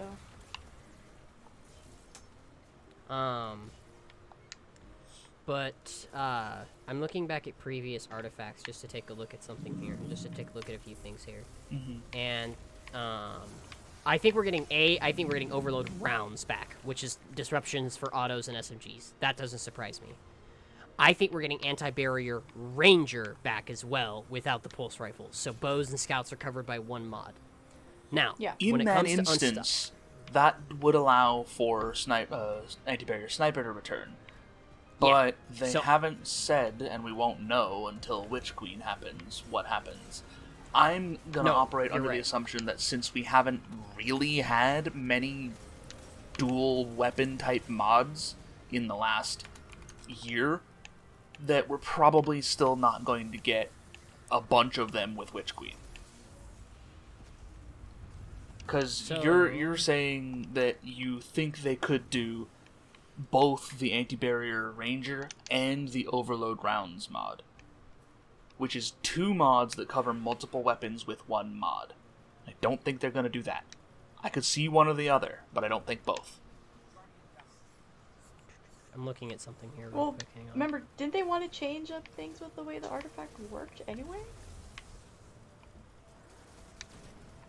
In that Possibly, you can unlock all the mods in a season instead of only 12. And that's it. That's the only thing they've mentioned so far about changing the artifact. I guess so. That I can think of off the top of my head anyway. I'm searching through old artifacts right now. Another thing that they're not doing, and I don't understand why, is there a mod this season in the first slot that covers 2 weapons? No. No. And there hasn't been one for several seasons. A while. I'm looking at Dawn. them all right now. Yeah. Dawn had 1. Dawn had 2. Warmind had 2. What did Arrivals Warmind had? Was it Warmind Overload Auto SMG? It had overload rounds. That was one of them. Hang on, let me pull up the Kanjali again. It was overload rounds, autos and SMGs, and then overload rounds again, sidearms and hand cannons. Yeah. So that was it. And then you had unstoppable hand cannon, and then anti-barrier sidearm and anti-barrier SMG, which I remember because, Ikelos SMG. So we haven't had a dual until fusion, which I'm not really sure I want to count. Now, season 11 also had one. It had overload rounds, which is hand cannons and sidearms. We haven't had a dual weapon mod, not counting fusion rifles, in a year. Yeah. In the first slot. Yeah, exactly. In a year, since Beyond Light came out. Yep, Beyond Light was the first. So maybe they're bringing that back. I really hope they do, because that opens up options. Yeah, Because- I would really like to see like champion mods go back to covering multiple weapons, because like having those options just makes gameplay a lot more fun. There's no reason why they don't, in my opinion. Cause hard, cause that's why. Exactly. So, taking a gander here real quick. Here's what Bungie does. And this is what makes no sense to me.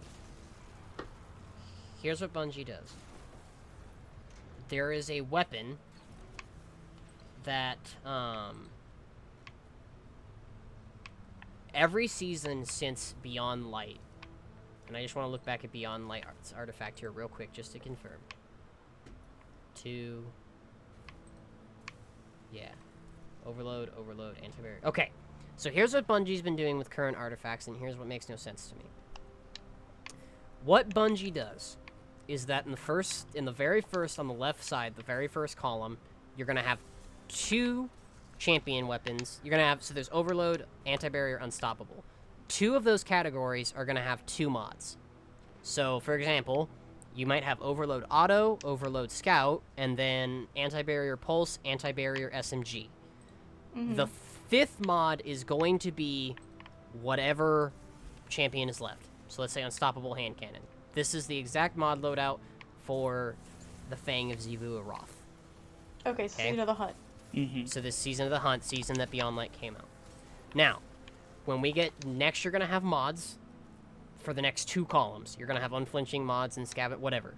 When you get to column 4, what you're going to have is a few random mods, but you're also going to have different ways to stagger more enemies. So, in that column, you have Unstoppable Schwarzschild, which is void melees allow you to stagger unstoppables. So you have your second unstoppable option.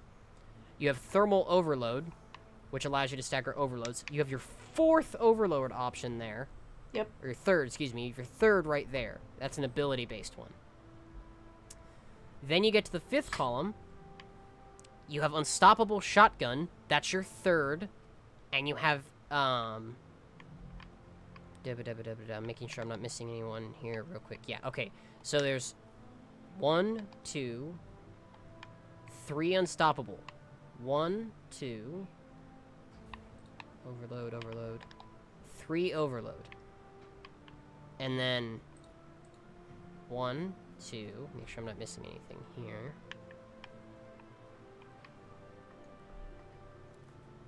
2 Anti-Barrier. So Bungie's current loadout for the artifact for this past year has been 3-3-2. 3 for one category, 3 for another category, and 1 gets 2 for that season.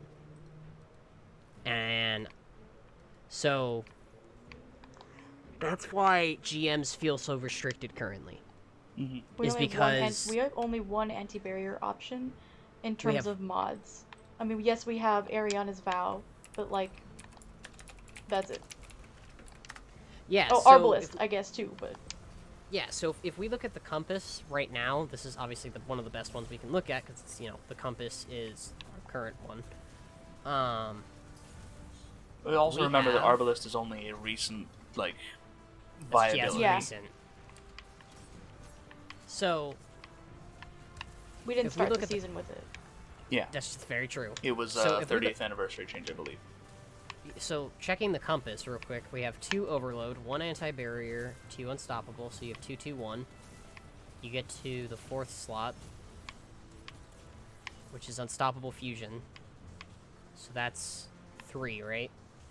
Yeah, 3. Those are 3 unstops. And then you have Thermoclastic Strike, which is Overload. Mm-hmm. Which is your 3rd Overload option. So you have Disrupting Blade. Make sure I'm not missing any mods. Fire and Ice. And then the final column, you have no anti-barrier options. So you're right, we have one anti-barrier option. So as of this season, sucks. it's 3-3-1 Mm-hmm. with the only anti-barrier. That right now never should happen again. There needs to be 2 options for every champion minimum. I want to say 3. If I look back at seasonal artifact, let's go 9 because I think everyone has positive things about Dawn. I loved Dawn. It was the first time. That's when I was okay with champions. Like, I was very new to the game, and I was like, oh, this is how you deal with them? Okay. But then when, like, mods, when we moved away from multiple weapons can have one type of mod to only this weapon or only this weapon, that's when it started to suck even more because, like, we don't have range, or we don't have close range for things. Exactly. And it's just, So let's look at Dawn, which is the first season champions were a thing, right? Was it? Or is it Shadowkeep? It might have been Shadowkeep, because Shadowkeep has, like, champions in, like, the patrol areas down that, like, the Hell Mountain stuff. Yes, Shadowkeep was the first time we got champions. That's right, Gatelord's Eye. Alright, so looking at the Gatelord's Eye, right?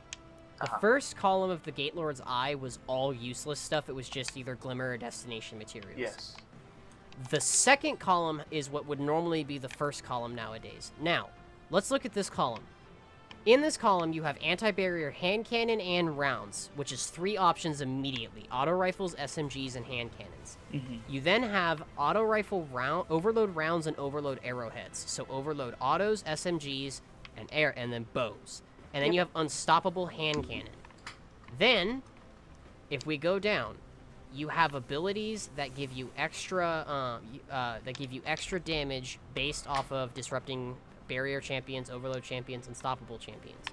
When we get to the final column, you have oppressive darkness and things like that, right? So, this very first season, you see one unstoppable? So no, grenades can pierce barriers, melees can pierce barriers. No, hang on. I don't think I ever had a grenade ability pierce barriers. No, you're right. It's my bad. It's overload grenade and unstoppable melee. So we've had unstoppable hand cannon, unstoppable melee. There's 2. We had overload grenades and then 4 overload options, and then we had 3 anti-barrier options. I would much rather have a 4-3-2 split than a 3-2-1 split. Yeah. So, anyway, this needs to come back right now. Seasons 8, 9, I think, again, 9's the best so far. And I remember being very excited about champion mods during that season because of, the first fucking column, you have anti-barrier ranger and all the unstop mods affected the same weapons. Anti-barrier ranger was bows, pulses, scouts. All the unstoppables were bows, pulses, scouts. And then you had your overload mod cover 2 weapons. That needs to come back. Yeah. Yeah. The more options, the better for playstyles and crafting and stuff like that. This has been a long tangent related to the health of high-end PvE, saying that champion mods just need to be better. Especially if champions are here to stay, because let's face it, they kind of are. They kind of are, because it's Bungie's way of being like DPS check. Well, my thing is too is like, so I did a Master Vogue today, right? And I don't do a lot of Master Vogue or anything like that. I did one today. Champions, honest to God, felt like how they do in Playlist Strikes in that activity, which is, oh, there's a champion. Can someone stagger it? Cool. Bop. I mean, we did have to stagger it. It's not like, Playlist where you can just blow over them. Yeah. But we staggered it, and it's gone. Like, it's immediately gone and everything else. If you want to put champions and everything, A, give us options so we're not, throttled into using whatever, and B, make it a decent challenge. Right. As much as I hate to say it, if you want to improve the confluxes and counter of Vogue, you literally just need to make unstoppable wyverns. No, please, no. No. Listen. I understand that's a bad thing. Now, I think your wyvern changes need to happen too, Suka. Don't get me wrong.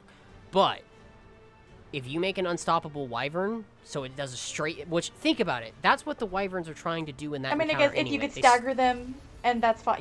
They don't do any damage during that time. That's fine. Yeah. But that would be a huge problem with the challenge of staggering them while they're sacking. I don't think that's gonna go well?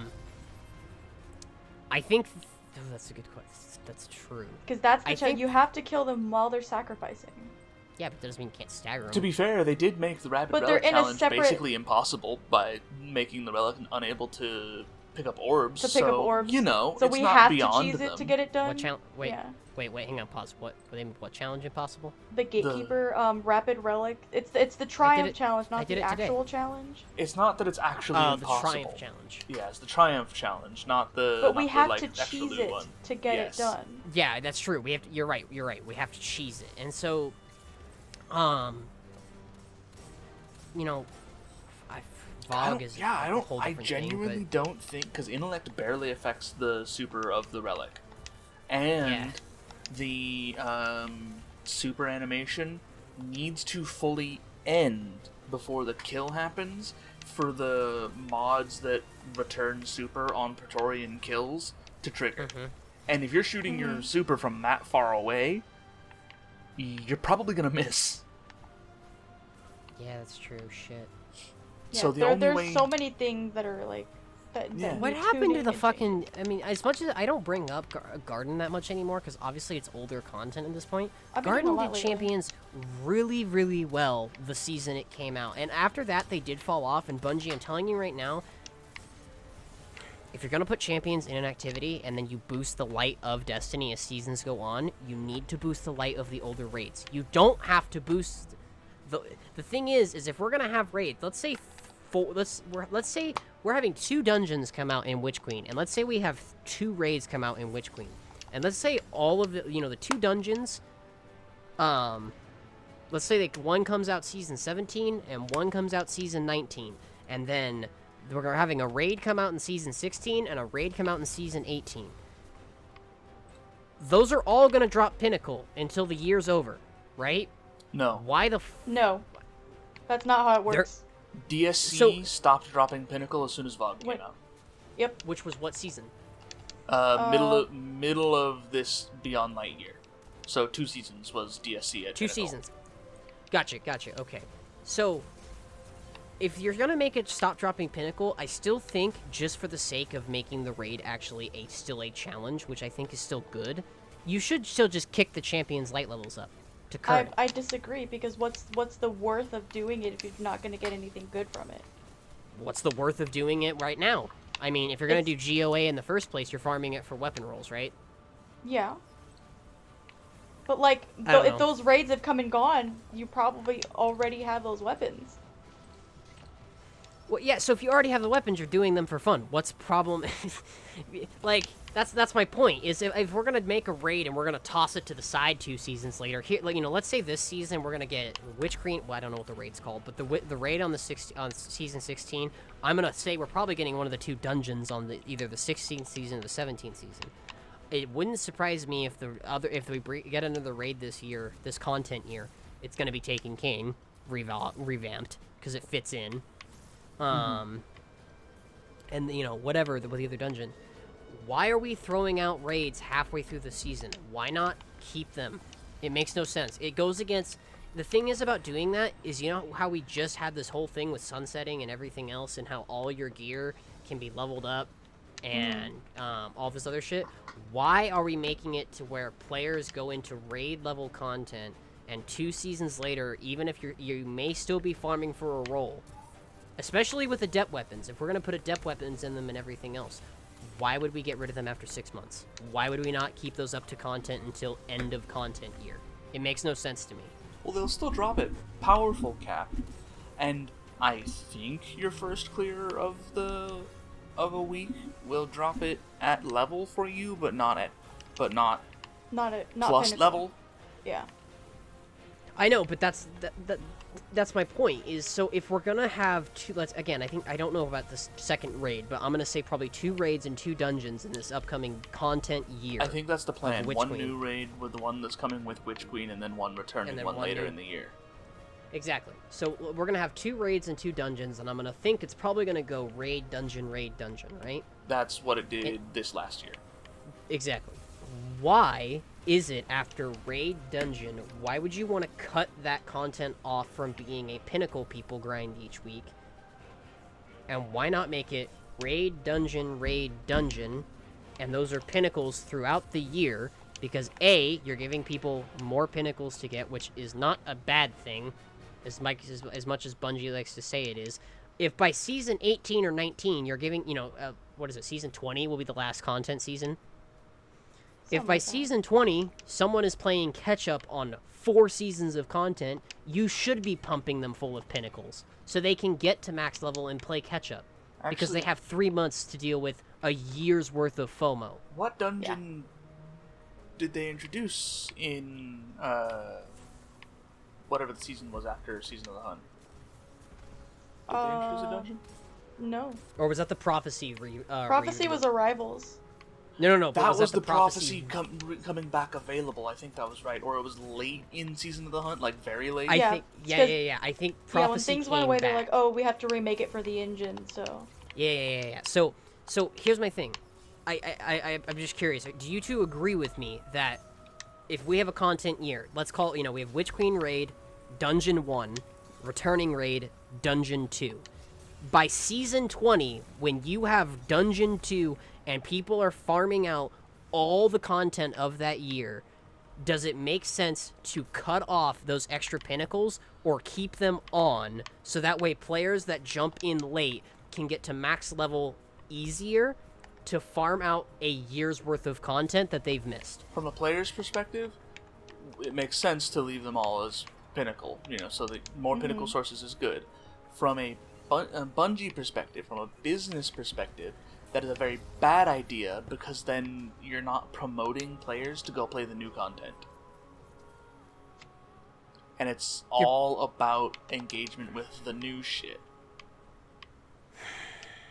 It's not that they stop caring about the old shit, it's that they are significantly incentivized to not care. Do you know how you do that? As much as I hate to say it, and it worked really good in Destiny 1. It worked really good for the 30th anniversary. Put custom perks on raid weapons. And we have some of that right now. And we do. With that's DSC-specific perks. And exactly, and people are still going for DSC and everything else, right? And technically VOG-specific perks, because there's only like one gun that's not VOG that can roll Firefly, and none that can roll Rewind. So that's my thing, is if you're going to make it, if you want to make raids unique, besides just the content and everything else, I'm assuming the Witch Queen raid, we're going to get new perks with those weapons that are unique to raid weapons. Yes. When the returning raid comes out, I'm going to take a guess and say it's Taken King, don't quote me on it, it's not going to be Cocoon on those weapons, because auto-loading holster is, just better. So it's going to be something different. The thing I hear people say or I could see them revamping Cocoon, like when you let it reload raid? on its own, it does more damage when you bring it out. I could see that happening with Cocoon. I agree. Is King's Fall the Taken King raid? Yes. Yes. Okay. Sorry, King's Fall. My bad. So here's my thing. If you sit there and for quality of life of the game, I would think, and I'm not Bungie, so obviously, but I would think that if you as time goes on, you keep those weapons at pinnacle with unique perks, you're still going to have interest in old content, which makes people play old content and everything else. But you also, if you make the new perks here's the thing, dungeons need to get it too. Because dungeons, I like Grasp. Grasp did really good new mechanics. It had weapons that just came out that season tied to it. Ingram modes, cough. Yeah, and you know what I mean? And the thing is, modes. I'm all for that system. I want dungeons to work that way. I think there should be dungeon weapons. I think they should get, maybe not unique perks, but unique perk combinations, because Bungie likes doing that for your fancy shit. We did have that for a little bit when they reissued, like, Dreaming City weapons and stuff like that. You could only get specific perks that they had, like the new ones, like Surplus and Lasting Impression and stuff, and Vorpal from doing the dungeon. Yeah, it was primarily Vorpal. And so my thing is if you make it to where it's raid, new weapons, new perks, that's pinnacle. Next season, new dungeon, new weapons with rolls on that archetype of weapon that normally don't exist. Use those dungeon weapons to fill gaps, right? So let's say that we're getting, I don't know, in fucking Salvo, there is not an arc wayframe in the game. There's not a solar one not either. yet. But there's not an arc wave frame in the game. There is a solar one, but it's sunset and has no way of acquiring it currently. I was just saying, I'm not gonna. Martyrs Marties? may come. Martyrs, I'm gonna hold out on because I have a sneaking suspicion that gun's gonna get updated because of popularity and sent to Xur. So I'm gonna say arc because I know for a fact there's no arc wave frame, right? Mm-hmm. If I put an arc wave frame in the season 17 dungeon and I have people go farm for it for whatever reason, because it's it's a wave frame and it's unique and whatever, right? Yeah. When it gets to season 20, people or 19, whatever season it is, season 19, excuse me, people are still going to be farming that if they don't have a good roll, regardless of power level, right? Probably, yeah. Why punish the player with making it non-pinnacle, especially for those playing catch-up? That's my thing that I'm arguing for here. If you have a Guardian, whether it's a new Guardian, a Guardian who hasn't played any of that year's content or anything like that, there is no deficit to the player base to allow pinnacles to A, get the player leveled up faster, because it gives them a chance to level up to max quicker so they can do catch up faster, and it allows old players to have weapons that are already max light that you have generated interest in by using unique perks for raid weapons and using dungeon weapons to fill missing rolls. I want to ask you a question. When you say pinnacle, do you mean only the things that would give you benefit from, 1320 to 1330 this season? Or do you just mean them be powerful? Because if somebody's playing catch-up, pinnacle or powerful does not matter. I think it should be pinnacle, personally. I think it should fit up to that 1320 to 1330. Because powerful stuff will drop at your level all the way up until 1330. It won't, as long as it's the first time you've done the thing where the powerful counts, it drops at that level.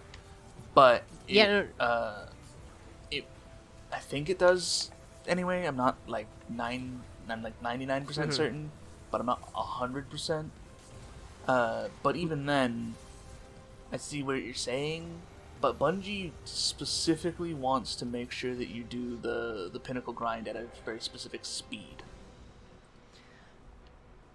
Especially with world first opportunities coming up. They want everybody on the same footing. That's the thing, though. With the first season of a content year, they're going to have the exact amount of pinnacles that they want. So when it comes to that, with world's first and everything else, the pinnacle grind's going to be exactly the way they want for it to make it fair, right? Right. When you get to season 17 and 18 and 19, there's no world's first raid in theory. As long as the other raid we're getting is a returning raid, there's going to be a world's first race, but it's going to be like VOG, and people aren't, in my opinion, going to really count it. You know what I mean? Yeah. So, I've said this before, but there should not be a world's first race if it's a returning raid, because that was done already. Anyway. But, I mean, they did it for VOG, so. But we'll see how that goes. What they did was, for that, there were less pinnacles in the game when they switched from DSC being pinnacle to VOG being pinnacle. So for that week and a half at the start of the season before the raid came out, you just didn't have 4 additional pinnacles. But because contest mode, you were still only ever going to get as much as 1300 as your maximum benefit. Exactly. With it doesn't. The high end of the raid being 1320. So it was already beyond pinnacle. It was already at pinnacle cap anyway. Exactly. So my thing is for the first season, this one coming up for Witch Queen, it's not going to matter because they're going to have the perfect drip feed for pinnacle grind for world's first, right? For season 17, they're not adding a new raid or anything like that. So adding more pinnacles to allow people to play that content and the new dungeon and everything else and seasonal content there's no deficit to it. Did you say that they're not going to have a world first race for the returning raid? Because they definitely are. I'm saying I think they shouldn't. They will, but my thing is like the pinnacle grind from 1350 to what is it, 1550? Yes, 1560.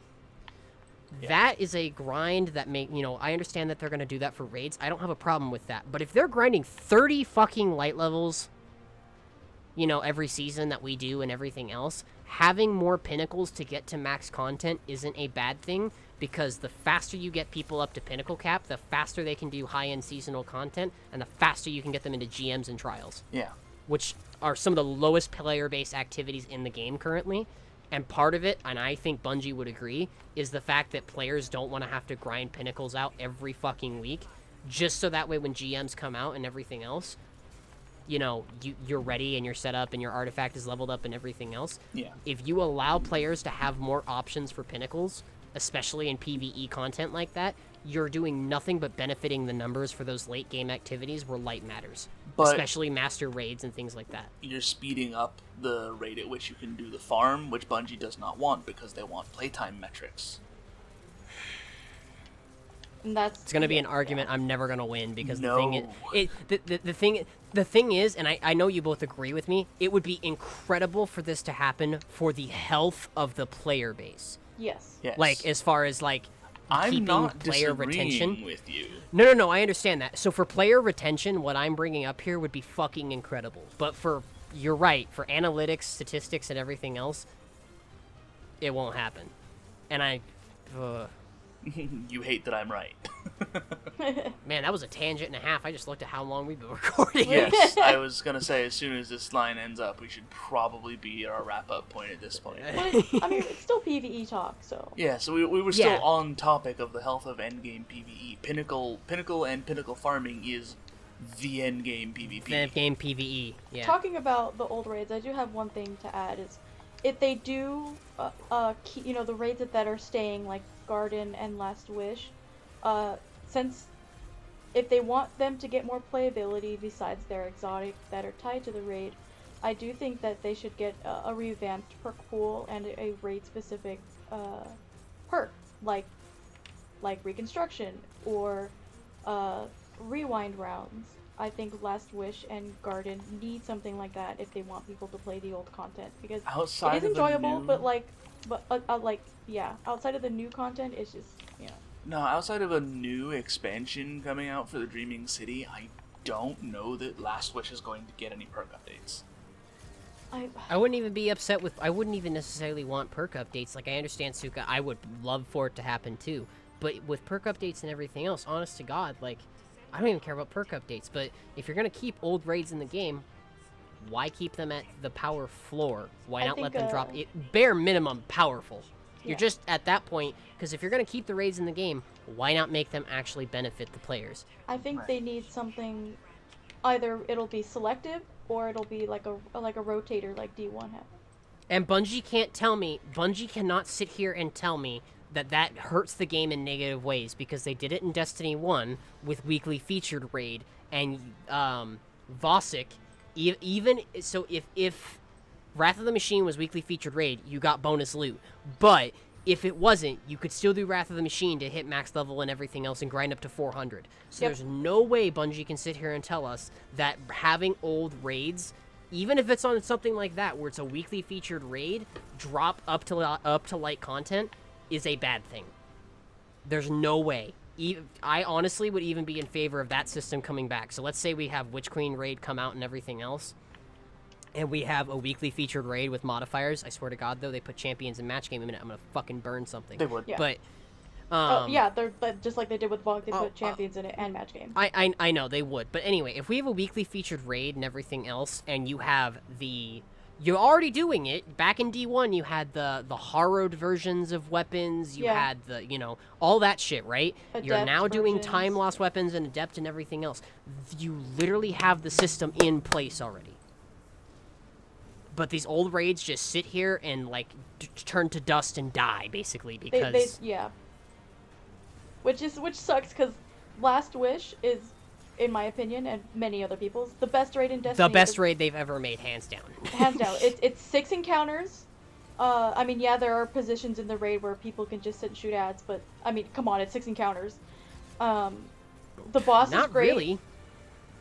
I mean, yeah. Oh my God. There's yeah. like one Two- encounter. No, Shirochi and Volt. Cherokee and Vault. Shirochi, 2 people can do nothing but clear ads. Yes. That's true. In Vault, you're right. 3 people can do nothing but clear ads. You're right, and I agree that needs to change and everything else. No. I think that's fine because, I mean, raids should.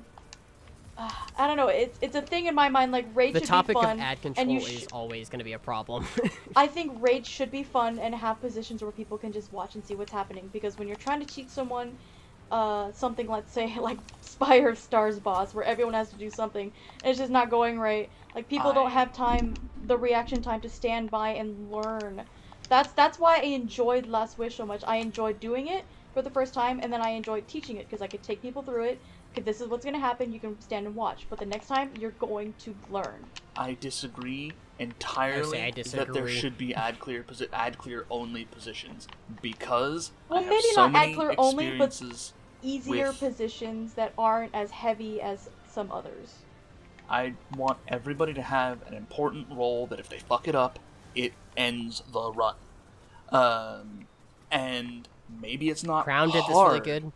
Maybe it's not hard, but I want something to be fucked up. Like Crown Gatekeeper. did this incredibly. Like even a modern example for the people who didn't experience Crown, Gatekeeper. Everyone has something they need to be doing that if they fuck it up, it can fuck up the whole encounter. And plates are easy, but you still have to participate. Because I have you still had have an active thing that you're doing. I have had so many people try and learn raids from me. They're like, just stick me on ad clear and then teach me. And then they never want to take the initiative to learn the next step. To learn a role. There's going to be people like that, but there are going to be people who want to learn as well. I know, like but for the betterment of the game itself, I agree 110% with KOB because there's a few raids that have done this well, and I'm going to use Gatekeeper because you're right, that's a modern example and everything else. With Gatekeeper, even if you're cheesing Gatekeeper, where you have 2 guardians standing around doing nothing, the run still hinges on them. Because if they don't kill the Gatekeeper fast enough, and if they don't get the 4 people out of the portals fast enough to get to middle conflux, you will wipe. So even in situations like that, you have an instance of the run of every person having to come together. I have a problem with ad clear, because when it comes to ad clear, people will sit there and try to get on it every single time, especially with LFG. And LFG is such a huge part of this game now that shit like that cannot be tolerated. I'm not going to say LFG is the death of the game because it is the very lifeblood of the game, but it is. That's the thing.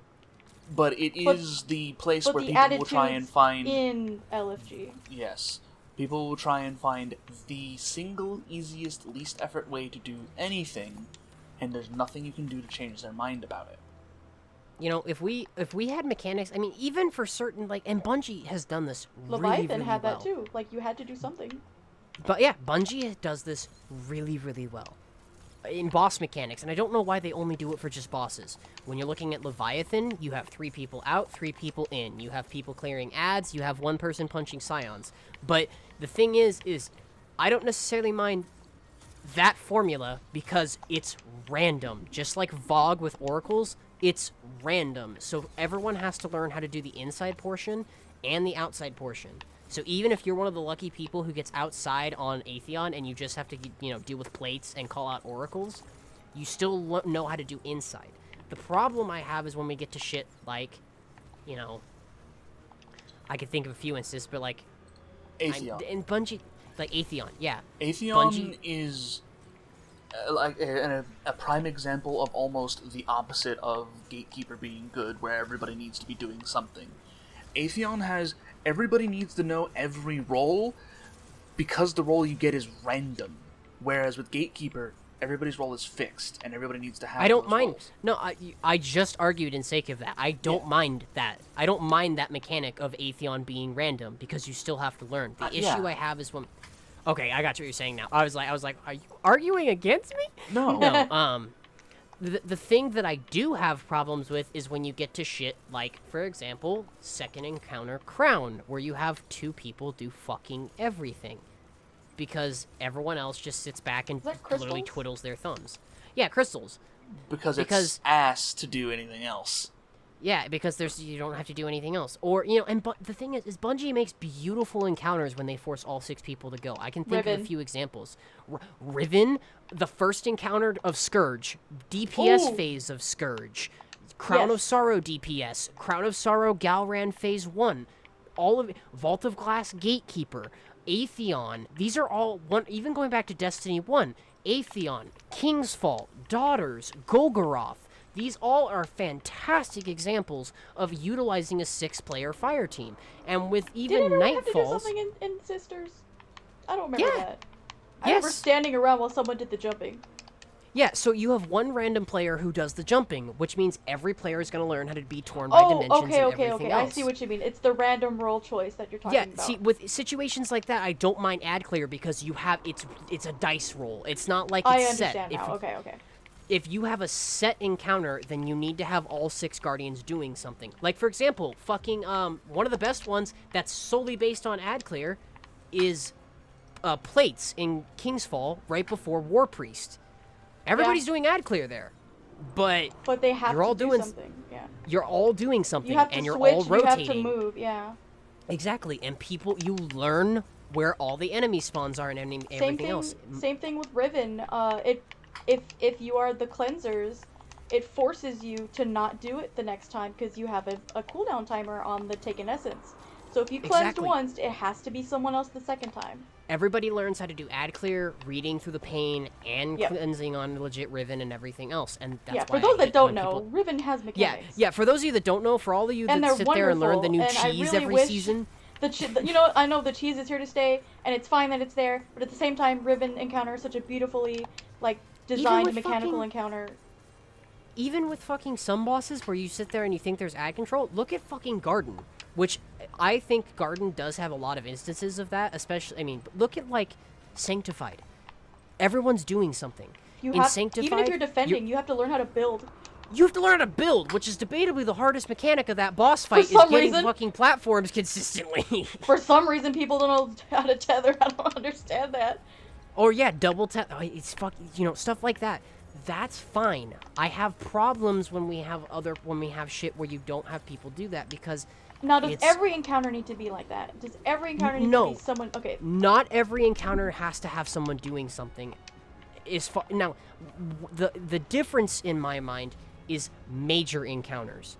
When stuff like plates on King's Fall, I don't count that as a major encounter. There's a chest, it's a material chest, it's a fun little encounter before War Priest, and everyone's doing ad control and everything else. But you don't necessarily have to have everyone doing everything there. You could, spin that a different way where you do have just 2 dedicated people in middle doing ad control, whatever, right? Yeah. That I'm fine with. It's when you get to shit like Consecrated. Oh, Harpy Boss? With Harpy Boss, or where you get to shit... Phase 1 or Phase 2? Phase 2. Okay. You can have people stand around and legitimately do nothing. I think I'm gonna have to get us cut off here because I feel like we're gonna go for another half an hour. We'll go for another hour if we keep going. Oh, okay. On this, Last thing I'm Consecrated. One team has to do modes, and one team has to shoot eyes. Everyone's doing something in that encounter.